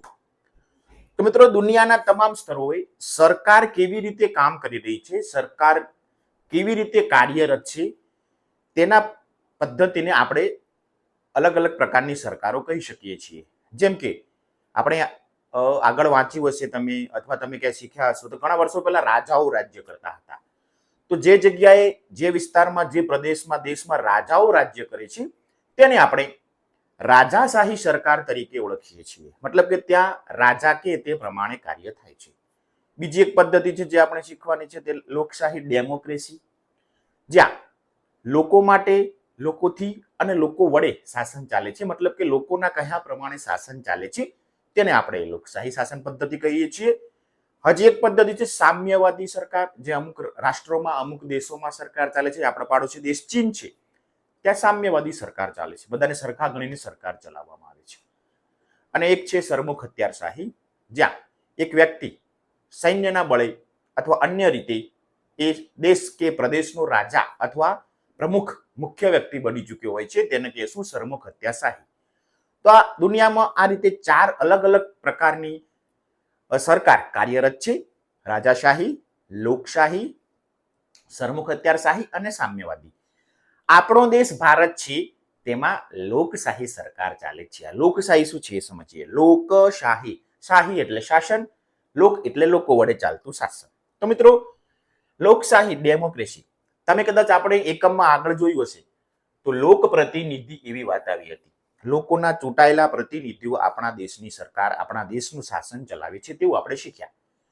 વિશ્વના મોટાભાગના દેશોમાં લોકશાહીને પાયાના શાસન તરીકે ગણવામાં આવે છે. ઘણા દેશોમાં લોકશાહી છે. હવે આ લોકશાહી શબ્દ છે એને અંગ્રેજીમાં કહીશું ડેમોક્રેસી. ડેમોક્રેસી. હવે જે ડેમોક્રેસી શબ્દ છે એ મૂળ ગ્રીક ભાષા ઉપરથી આવેલું છે. પ્રશ્ન થાય ડેમોક્રેસી શબ્દ ક્યાંથી આવ્યો? તો ગ્રીક ભાષા ઉપરથી આવ્યો. એનો મતલબ ડેમોક્રેસી શબ્દને છૂટો પાડીએ તો ડેમોસ, ડેમોસનો અર્થ થાય લોકો, અને ક્રેટોસનો અર્થ થાય છે શાસન પ્રણાલી અથવા શાસન તંત્ર અથવા સત્તા. ડેમોસ, ક્રેટોસ બંને શબ્દ ભેગા મળીને બન્યો ડેમોક્રેસી, અને એનો અર્થ થાય જાહેર શાસન તંત્ર અથવા લોકતંત્ર, લોકોનું શાસન. કઈ ભાષામાં બનેલો છે? ગ્રીક ભાષા ઉપરથી ઉતરી આવ્યો છે. બંનેના અલગ અલગ અર્થ છે અને નવો અર્થ આ પ્રમાણે થાય છે. ડેમોસ એટલે લોકો, ક્રેટોસ એટલે શાસન પ્રણાલી, ડેમોક્રેસી એટલે લોકો દ્વારા ચાલતું શાસન, લોકતંત્ર. બરોબર. લોકશાહીનો શાબ્દિક અર્થ થાય જાહેર શાસન અથવા લોકતંત્ર, લોકોનું શાસન એવો થાય છે. આપણે આગળ જોયું તેમ નિયમો બનાવે છે, દરેકનો અવાજ સાંભળવામાં આવે છે, બધાને ન્યાય આપવામાં આવે છે. સમાનતાની ભાવના મિત્રો લોકશાહીમાં રહેલી છે. લોકો દ્વારા, લોકો માટે અને લોકોનું શાસન એટલે લોકશાહી. લોકો દ્વારા ચાલતું શાસન છે. આપણા દેશના કોઈ રાજા નથી, આપણા દેશમાં કોઈ સરમુખ હત્યાર વ્યક્તિ નથી, એક જ વ્યક્તિ જોડે શાસન નથી. આપણે આપણા પ્રતિનિધિઓને 5 વર્ષ માટે ચૂંટણી કરીને મત આપીને વિજય બનાવીએ છીએ, તે સરકાર ચલાવે છે. જ્યારે એવું લાગે કે સરકાર યોગ્ય રીતે કામ કરી નથી, તમારા પ્રતિનિધિઓ કામ નથી કરી રહ્યા, તો બીજી વખત આપણે તેને મત આપીને વિજય બનાવતા નથી, બીજી તક આપતા નથી. જે કામ સારું કરે છે, પ્રગતિ સારી કરે છે, દેશનો વિકાસ કરે છે, ન્યાય અપાવે છે, સમાનતા અપાવે છે, તે જ પ્રતિનિધિઓને આપણે મત આપીને ચૂંટીએ છીએ. આ તો છે લોકશાહીનું પર્વ, આ તો છે લોકશાહીની તાકાત, આ તો છે લોકોની. તમારા હાથમાં સત્તા છે. તમે જેને જીતાડવા માંગો છો, જે વ્યક્તિને વડાપ્રધાન, રાષ્ટ્રપતિ કે તમારા વિસ્તારના ધારાસભ્ય કે સંસદ સભ્ય બનાવવા માંગો છો, તે વાત તમારા હાથમાં છે. તમે તમારા મતનો, વોટનો યોગ્ય જગ્યાએ ઉપયોગ કરજો. તમે તો હજી નાના છો, 18 વર્ષ થશે પછી તમને મત આપવા મળશે. ચલો, તો આ રહી આપણી લોકશાહી. મિત્રોએ સુંદર મજાની વાત કરી છે. શું બધા લોકો સાથે મળીને શાસન કરી શકે? બધા જ નેતા હોઈ શકે, બધા જ વડાપ્રધાન હોઈ શકે? તો પછી યોગ્ય રીતે સંચાલન થાય નહીં. ખરેખર શું બધા લોકો મળીને શાસન ચલાવી શકે ખરા? એ સ્પષ્ટ છે કે અશક્ય છે? થારું એવું મનમાં પ્રશ્ન થાય. તમને એના માટે સુંદર મજાની એક વાત કરી છે. જુઓ, ધારો કે તમારા વર્ગની કોઈ સમસ્યા છે, જેમ કે વર્ગખંડની સમસ્યા છે, શાળાની માળખાગત સુવિધાઓમાં કોઈ સમસ્યા છે, તમારે કોઈ પ્રવાસ ક્ષેત્રમાં પ્રવાસ માટે જવું છે. આખો વર્ગ જશે આચાર્ય જોડે, તો આચાર્ય સાહેબ સાંભળશે કોનું? બધા જ ભેગા થઈને જશું, આચાર્ય સાહેબ સ્તબ્ધ થઈ જશે કે મારે કોનું સાંભળવું, અને તે વ્યવહારુ પણ છે નહીં. કોઈ એક વ્યક્તિ જઈને રજૂઆત કરે તો કામ આપણું સરળ થઈ જાય. તો તમારે શું કરવું જોઈએ? તો ઘણી શાળામાં વર્ગનો એક મોનિટર હોય, તમારા વર્ગમાં પણ મોનિટર હશે, અથવા વર્ગનો એક પ્રતિનિધિ પસંદ કરવામાં આવે કે ધોરણ 6 માંથી મેહુલભાઈ અમારા પ્રતિનિધિ છે અને તે આચાર્ય સાહેબને પ્રવાસ માટેની મંજૂરી લેવા માટે જશે. હવે જો કોઈ મોનિટર ના હોય તો આપણે પ્રતિનિધિની રૂમમાંથી કોઈ એક છોકરાની વિદ્યાર્થીની પ્રતિનિધિ તરીકે પસંદગી કરી શકીએ છીએ. તે પ્રતિનિધિ આચાર્ય પાસે જશે, શાળાની કોઈ સમસ્યા હશે તો પણ જણાવશે, માળખાગત સુવિધામાં કોઈ સમસ્યા હશે, પાણીની, સાફ સફાઈની, બારી બારણાની, બેન્ચીસની, એ જણાવશે. કોઈ ક્ષેત્રમાં પ્રવાસ માટે જવું છે તો એ સમસ્યા પણ આચાર્ય સાહેબને જણાવશે. આચાર્ય સાહેબ તેની વાત સાંભળશે અને યોગ્ય નિકાલ કરશે. આ રીતે લોકો દ્વારા પોતાના પ્રતિનિધિ દ્વારા પોતાનો અભિપ્રાય અને સમસ્યાઓ રજૂ થાય છે, નિર્ણયની પ્રક્રિયામાં ભાગ લે છે. આ જ લોકશાહીનું વ્યવહારી રીત છે. લોકો માટે, લોકો દ્વારા, લોકોનું શાસન. ખ્યાલ આવ્યો? તો બધા જ ભેગા થઈને જોશું તો સમસ્યાનો અંત નહીં આવે, નવી નવી સમસ્યાઓ થશે. આપણા વતી જે વ્યક્તિ ગયા એવી રીતના સરકાર કામ કરે છે. તમારી સમસ્યાઓ છે તે તમારા પ્રતિનિધિઓને કહેશો. પ્રતિનિધિ રાજ્ય સરકાર કે કેન્દ્ર સરકાર સુધી આપણી વાત પહોંચાડશે અને તે આપણા હિત માટે યોગ્ય નિર્ણય લેશે. આ તો છે આપણી સરકાર. તો મિત્રો, આપણે જોયું વર્ગખંડનું ઉદાહરણ જોયું, તે પ્રમાણે સરકાર કામ કરે છે ને મસ્ત મજાની વાત. વધીએ આગળ. મિત્રો, આ જ સિદ્ધાંત પ્રમાણે મેં હમણાં તમને સ્પષ્ટતા કરી કેમ રાજ્ય અને રાષ્ટ્રીય સ્તરે સરકારને લાગુ પડે છે. ચૂંટણીઓ દ્વારા જનતા તેમના પ્રતિનિધિઓને મત આપે છે અને તેના દ્વારા ધારાસભામાં પસંદ કરાયેલા સભ્યો ચૂંટાય છે. આપણા મત વિસ્તારમાં રાજ્ય સરકાર માટે અને કેન્દ્ર સરકાર માટે અલગ અલગ પ્રતિનિધિઓ ચૂંટીએ છીએ. તેને પણ સમજીએ આપણે. લોકો મત આપીને પોતાના પ્રતિનિધિઓ ચૂંટે છે. 18 વર્ષની ઉંમર થાય ત્યારે તમને પણ મત આપવા મળશે. ચૂંટાયેલા પ્રતિનિધિઓ જનતાનો વિશ્વાસ જીતે છે કેમ કે જનતાએ તેમને મત આપીને વિજયી બનાવ્યા છે. હવે ધારાસભા છે, રાજ્ય સ્તરે ધારાસભા હોય છે જે આખા રાજ્ય માટે નિયમો ઘડે છે, નિયમોને સુધારો કરે છે અને યોગ્ય ના લાગે તે નિયમોને રદ કરે છે. હવે આ ધારાસભાના ચૂંટાયેલા જે પ્રતિનિધિઓ છે, ચૂંટાયેલા વ્યક્તિઓ છે, તેને અંગ્રેજીમાં MLA કહેવામાં આવે છે. Minister of legislative assembly. ફરીથી, મિનિસ્ટર ઓફ લેજિસ્લેટિવ એસેમ્બલી. મિનિસ્ટરનો M, લેજિસ્લેટિવનો M ને એસેમ્બલીનો A. ધારાસભા એ રાજ્ય માટે નિયમો બનાવે છે. આપણા જે નાનો વિસ્તાર છે તાલુકાનો, તેની સમસ્યાઓ રાજ્ય સરકાર સુધી પહોંચાડે છે. હવે તમે નક્કી કરો તમારા વિસ્તારના ધારાસભ્યનું નામ શું છે. તમને યાદ હોવું જોઈએ. તમે જે વિસ્તારમાં રહો છો, જે તાલુકામાં રહો છો, એક તાલુકો કે બે તાલુકા ભેગા કરીને ઘણી વખત એક ધારાસભ્ય, એક ધારાસભાની વિધાનસભાની સીટ હોય છે, વિધાનસભાનું ક્ષેત્ર હોય છે, તેમાંથી એક પ્રતિનિધિ ચૂંટાય છે. એમ તમારો જે વિસ્તાર છે એ કઈ ધારાસભાનો વિસ્તાર છે અને તેના ધારાસભ્યનું શું નામ છે એ તમારે યાદ રાખવાનું છે. જો યાદ હોય તો કોમેન્ટ બોક્સમાં કોમેન્ટ પણ કરી શકો છો. એ જ પ્રમાણે રાષ્ટ્રીય સ્તરે પણ એવી ધારાસભા છે, આપણે લોકસભા કહીએ છીએ અથવા તો સંસદ કહીએ છીએ. એ સંસદ માટે પણ પ્રતિનિધિઓ ચૂંટાય છે જે જિલ્લાના વિભાગમાં વહેંચેલા હોય છે. જિલ્લાઓ છે એવડો મોટો વિસ્તાર હોય છે, 8 કે 10 તાલુકાઓ ભેગા થઈ અને એક સંસદ સભાનું, લોકસભાનું ક્ષેત્ર બને છે. અને લોકસભાના પ્રતિનિધિઓને પણ આપણે મત આપીને ચૂંટીએ છીએ 5 વર્ષ માટે. આ લોકસભાના ચૂંટાયેલા સભ્યો કેન્દ્ર સરકારને આપણા વિસ્તારની સમસ્યાઓ, આપણા વિસ્તારની પ્રગતિ, આપણા વિસ્તારની જે કંઈ મુશ્કેલીઓ હોય તે જણાવે છે અને તેના આધારે આપણી જે સમસ્યાઓ છે એ કેન્દ્ર સરકાર સુધી પહોંચે છે, જેમ પહેલા મોનિટર દ્વારા પહોંચતી હતી તેમ. હવે મિત્રો, જે કેન્દ્ર સરકારના જે ચૂંટાયેલા સભ્યો છે તેને સાંસદ કહેવામાં આવે છે. MP, member of parliament. Member of parliament. આપણે તેને સંસદ સભ્ય તરીકે ઓળખીએ છીએ. ધારાસભ્ય એ આપણા રાજ્યનું પ્રતિનિધિત્વ કરે છે અને સંસદ સભ્ય છે એ કેન્દ્રનું પ્રતિનિધિત્વ, રાષ્ટ્રીય સ્તરે આપણા વિસ્તારનું પ્રતિનિધિત્વ કરે છે. તો બંને ને આપણે મત આપીને ચૂંટીએ છીએ, રાજ્ય સરકાર માટે, કેન્દ્ર સરકાર માટે. હવે તમારા વિસ્તારના સંસદ સભ્ય કોણ છે તમને ખ્યાલ હોવો જોઈએ. ના ખબર હોય તો તમારા શિક્ષક વડીલોને પૂછજો અને જાણજો કે તમારા મત વિસ્તારનું, લોકસભાના મત વિસ્તારનું નામ શું છે, એનો નંબર પણ હશે, એનું નામ પણ હશે અને તમારા સંસદ સભ્ય પણ હશે. મિત્રો, આ રીતે જો ચૂંટાયેલા સંસદ સભ્યો શું કરે તો ધારાસભામાં ભેગા થાય છે, લોકોના મુદ્દાઓ અંગે ચર્ચા કરે છે, સમસ્યાઓ ઉકેલવા માટે પરસ્પર વાત સંવાદ કરે છે. ચર્ચાઓ પછી તેને કાયદો બનાવવામાં આવે છે અને એ કાયદો જનતાના વિકાસ માટે, જનતાની પ્રગતિ માટે હોય છે. આ રીતે લોકો પોતાના પ્રતિનિધિઓ દ્વારા પોતાનો અભિપ્રાય સમસ્યાઓ રજૂ કરે છે, તેનો નિર્ણયની પ્રક્રિયા લેવામાં આવે છે. આ જ લોકશાહીની વ્યવહારુ રીત છે. લોકો માટે, લોકો વડે અને લોકો દ્વારા ચાલતું શાસન એટલે લોકશાહી. જો લોકોએ જ પોતાના પ્રતિનિધિઓની નિમણૂક કરી, આ લોકો પણ આપણામાંથી જ એક છે. આપણે જેમને આપણા મોનિટર બનાવે છે, શાળાનો મોનિટર બહારથી ના આવે, એ તમારા વર્ગમાં જ, તમારા ક્લાસમાં જ ભણતો વિદ્યાર્થી હોય.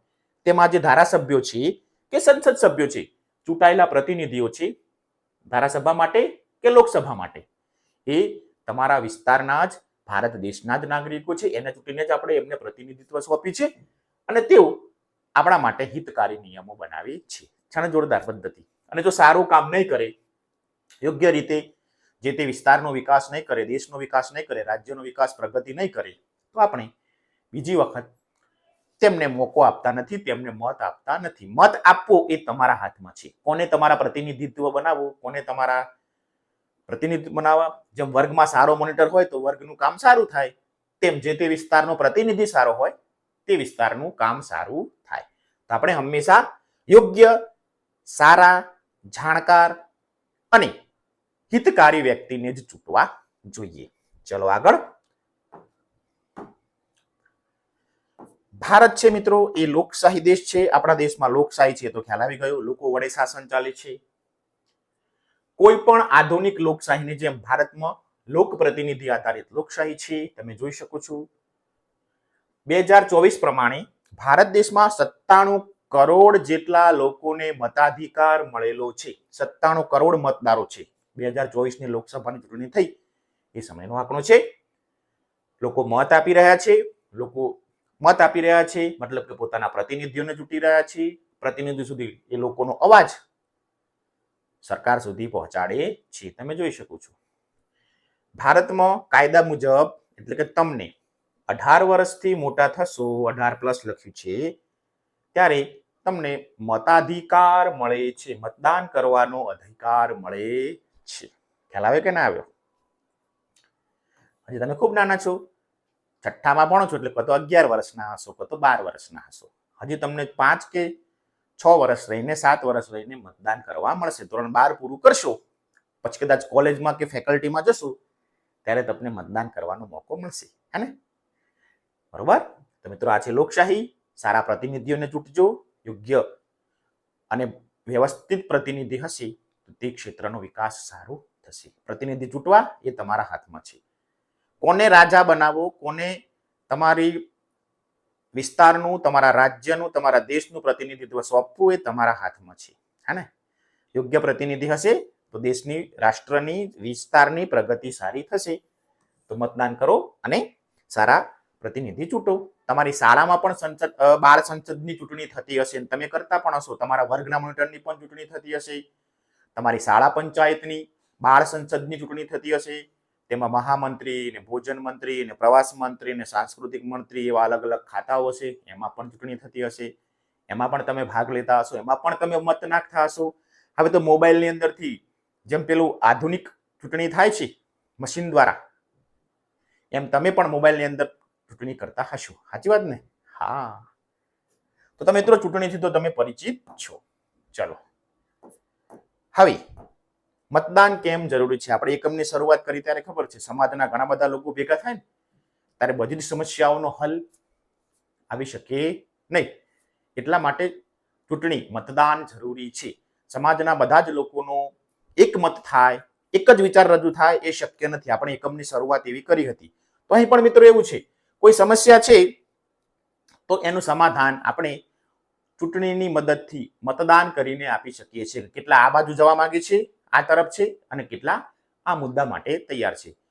જે લોકો જે મુદ્દા માટે વધારે તૈયાર હોય, વધારે લોકો એ મુદ્દા સાથે, એ વાત સાથે સહમત હોય, તે વાતને સ્વીકારવામાં આવે છે. જુઓ, તમને ઉદાહરણ આપ્યું છે.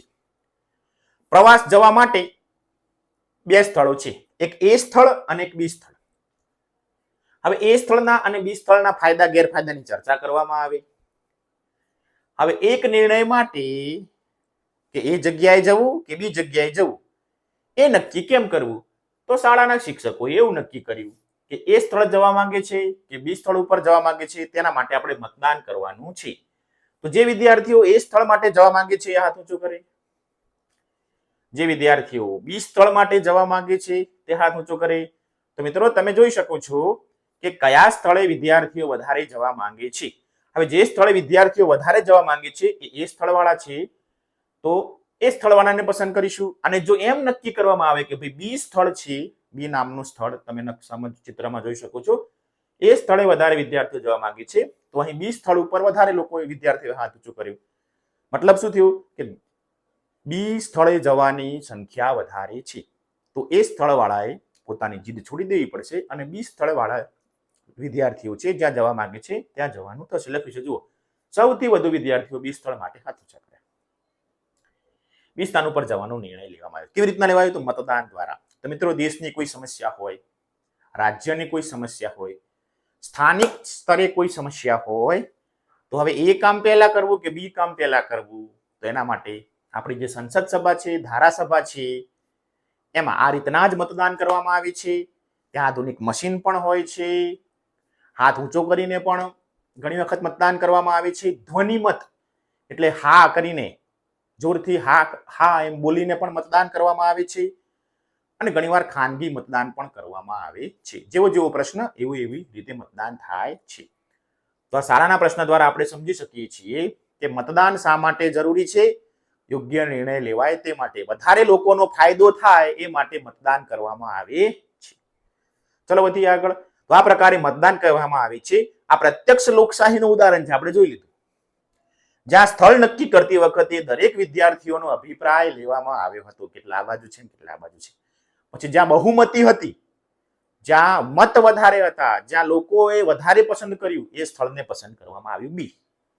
ઓકે, તો આ તો છે મિત્રો આપણી લોકશાહી. આગળ હવે આપણે જે એકમ શીખ્યા તે પાયાના સ્તરની લોકશાહી એવી પદ્ધતિનો ઉલ્લેખ કરે છે કે સામાન્ય નાગરિકોની ભાગીદારીને પ્રોત્સાહન આપવામાં આવે છે અને સુનિશ્ચિત કરવામાં આવે છે. આપણે ઘણા બધા મુદ્દા જોયા હે ને, તેમાં સ્થાનિક સ્તરે ગ્રામ પંચાયત અને વોર્ડની વાત આવી છે, જિલ્લા અને તાલુકા પંચાયતની વાત છે, પછી રાજ્ય સરકારની વાત છે અને રાષ્ટ્રીય સ્તરે કેન્દ્ર સરકારની વાત છે. આપણે રાષ્ટ્રીય સ્તર અને રાજ્ય સ્તરની તો ચર્ચા એકમમાં કરી લીધી છે. હવે જે સ્થાનિક સરકાર વધી, ગ્રામ પંચાયત, તાલુકા પંચાયત અને જિલ્લા પંચાયત. જો નગર હોય, શહેર હોય, તો નગરપાલિકા અને મહાનગરપાલિકા પણ હોય છે. તે તમામની ચર્ચા આપણે આગળના એકમમાં કરવાની છે, એટલે આ એકમમાં આપણે બહુ ઊંડાણપૂર્વક ચર્ચા કરતા નથી. નાગરિકો પોતાના સ્પર્શતી બાબતોનો નિર્ણય ઉપર પોતાનો મત વ્યક્ત કરી શકે છે. જેમ કે ગામની ગ્રામ સભા હોય, નગરપાલિકાની નગર સમિતિ હોય, વોર્ડ એટલે કે તમારો વિસ્તાર ફળિયું છે, એની પણ કેટલીક સુવિધાઓ સમસ્યાઓ હોય છે, નાગરિકની પોતાની પણ કેટલીક સમસ્યાઓ હોય છે. આ રીતે ધીમે ધીમે સરકારની રચના થાય છે. પાયાના સ્તરની લોકશાહી મજબૂત હશે તો જ લોકશાહી મજબૂત બનશે. તો આપણી જે ગ્રામ પંચાયત છે, નગરપાલિકા છે, વોર્ડ છે, એ આપણી પાયાની સૌથી પહેલું એકમ છે. એ મજબૂત બનશે તો રાજ્ય સરકાર મજબૂત થશે, રાજ્ય સરકાર મજબૂત હશે તો કેન્દ્ર સરકાર મજબૂત હશે. આપણે આગળના બે પ્રકરણોમાં આ તમામ જે ધોરણોમાં ભારતીય લોકશાહીના જે લક્ષણો છે એ તમામ વિશે ખૂબ ઊંડાણપૂર્વક અભ્યાસ કરવાનું છે, હે ને. તો આ હતી આપણી લોકશાહીની આછેરી ઝલક. તો મિત્રો હવે એકમમાં જે શીખ્યા તે એકમમાં આપણે શું શું શીખ્યા? તો કોઈ પણ દેશનું શાસન સરકાર વિના ચાલી શકતું નથી, આપણે શીખ્યા, હે ને. દેશને સુવ્યવસ્થિત ચલાવવા માટે શાસન અને સરકાર અત્યંત આવશ્યક છે એવું આપણે શીખ્યા. સરકાર જરૂરી છે, શાસન જરૂરી છે. બીજું, આધુનિક સરકાર છે તેના 3 અંગોની આપણે ચર્ચા કરી. એક તો ધારાસભા, જે કાયદાઓ બનાવે, કાયદામાં સુધારો કરે અને જૂના કાયદાઓ રદ કરે. કારોબારી, કાયદાનો અમલ કરાવે છે. પ્રશાસન, વહીવટી તંત્ર ચલાવે છે.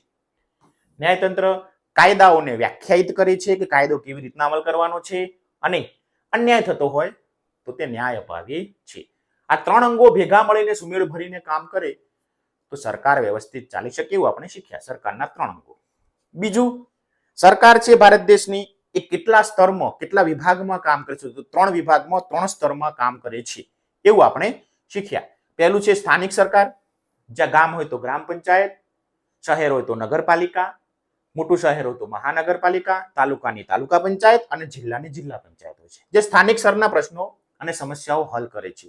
પછી આવે છે રાજ્ય સ્તરે રાજ્ય સરકાર, જે રાજ્યના પ્રશ્નો હોય, પ્રદેશના પ્રશ્નો હોય તેને ઉકેલવાની, સમસ્યાઓનું સમાધાન કરવાની, પ્રગતિ કરવાની કામ કરે છે. અને દેશ લેવલે કેન્દ્ર સરકાર છે, રાષ્ટ્રીય સરકાર છે, એ દેશની સમસ્યા, દેશની મુશ્કેલીઓ, દેશની પ્રગતિ થાય, દેશનો વિકાસ થાય તે માટે કામ કરે છે. તો ભારતમાં 3 સ્તરે અલગ અલગ સરકાર છે.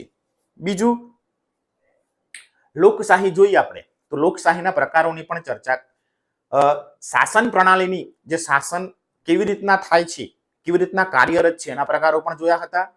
લોકશાહી, રાજાશાહી, સામ્યવાદી અને સરમુખત્યારશાહી. તો ભારત દેશમાં લોકો વડે ચાલતું શાસન છે એટલે લોકશાહી છે. લોકશાહી પ્રણાલી આપણા દેશનું માળખું છે. તે રાજ્ય, રાષ્ટ્રીય એમ બંને સ્તરે ચૂંટાયેલા પ્રતિનિધિઓ દ્વારા કાર્ય કરે છે. આમ શાસન, સરકાર અને લોકશાહી ત્રણેય મળીને દેશને મજબૂત, ન્યાયી અને વિકાસશીલ બનાવે છે. તો મિત્રો, આ હતો આપણો સુંદર એકમ. હે ને? સરકાર વિશે પણ શીખ્યા, શાસન વિશે પણ શીખ્યા, લોકશાહી વિશે પણ શીખ્યા, સરકારના અંગો, સરકાર કેટલા સ્તરે કામ કરે છે, કેવા કેવા પ્રકારની સરકાર હોય, તેની સુંદર મજાની જાણકારી મિત્રો તમને આપી દીધી છે. આશા રાખું છું કે આ એકમમાં કોઈ મુદ્દો સમજવામાં તમને લગભગ હવે કોઈ તકલીફ પડવી જોઈએ નહીં. હે ને? લોકશાહી આપણો પાયો છે, સરકાર જરૂરી છે, શાસન તંત્ર યોગ્ય રીતે ચાલવું જોઈએ એ દરેક નાગરિકની ફરજ છે. તો આ માહિતીને તમારા અન્ય મિત્રો સુધી પણ પહોંચાડજો. વિડીયોની નીચે સબસ્ક્રાઇબનું બટન છે, એને સબસ્ક્રાઇબ કરવાનું ચૂકશો નહીં. વિડીયો કેવો લાગ્યો કોમેન્ટ બોક્સમાં કોમેન્ટ જરૂરથી કરજો. કોઈ સમસ્યા જણાય તો પણ કોમેન્ટ બોક્સમાં કોમેન્ટ કરી દેજો. નવા વિડીયો લઈને આવશું તો તમારે તે સમસ્યાને દૂર કરી દઈશું. ફરીથી મળીશું એક નવા એકમ સાથે, એક નવા જ્ઞાન સાથે. ત્યાં સુધી સૌને આ એકમને પ્રિપરેશન એટલે કે વાગોળતા રહેજો, વારંવાર મહાવરો કરતા રહેજો, જ્ઞાન મેળવતા રહેજો. રામ રામ.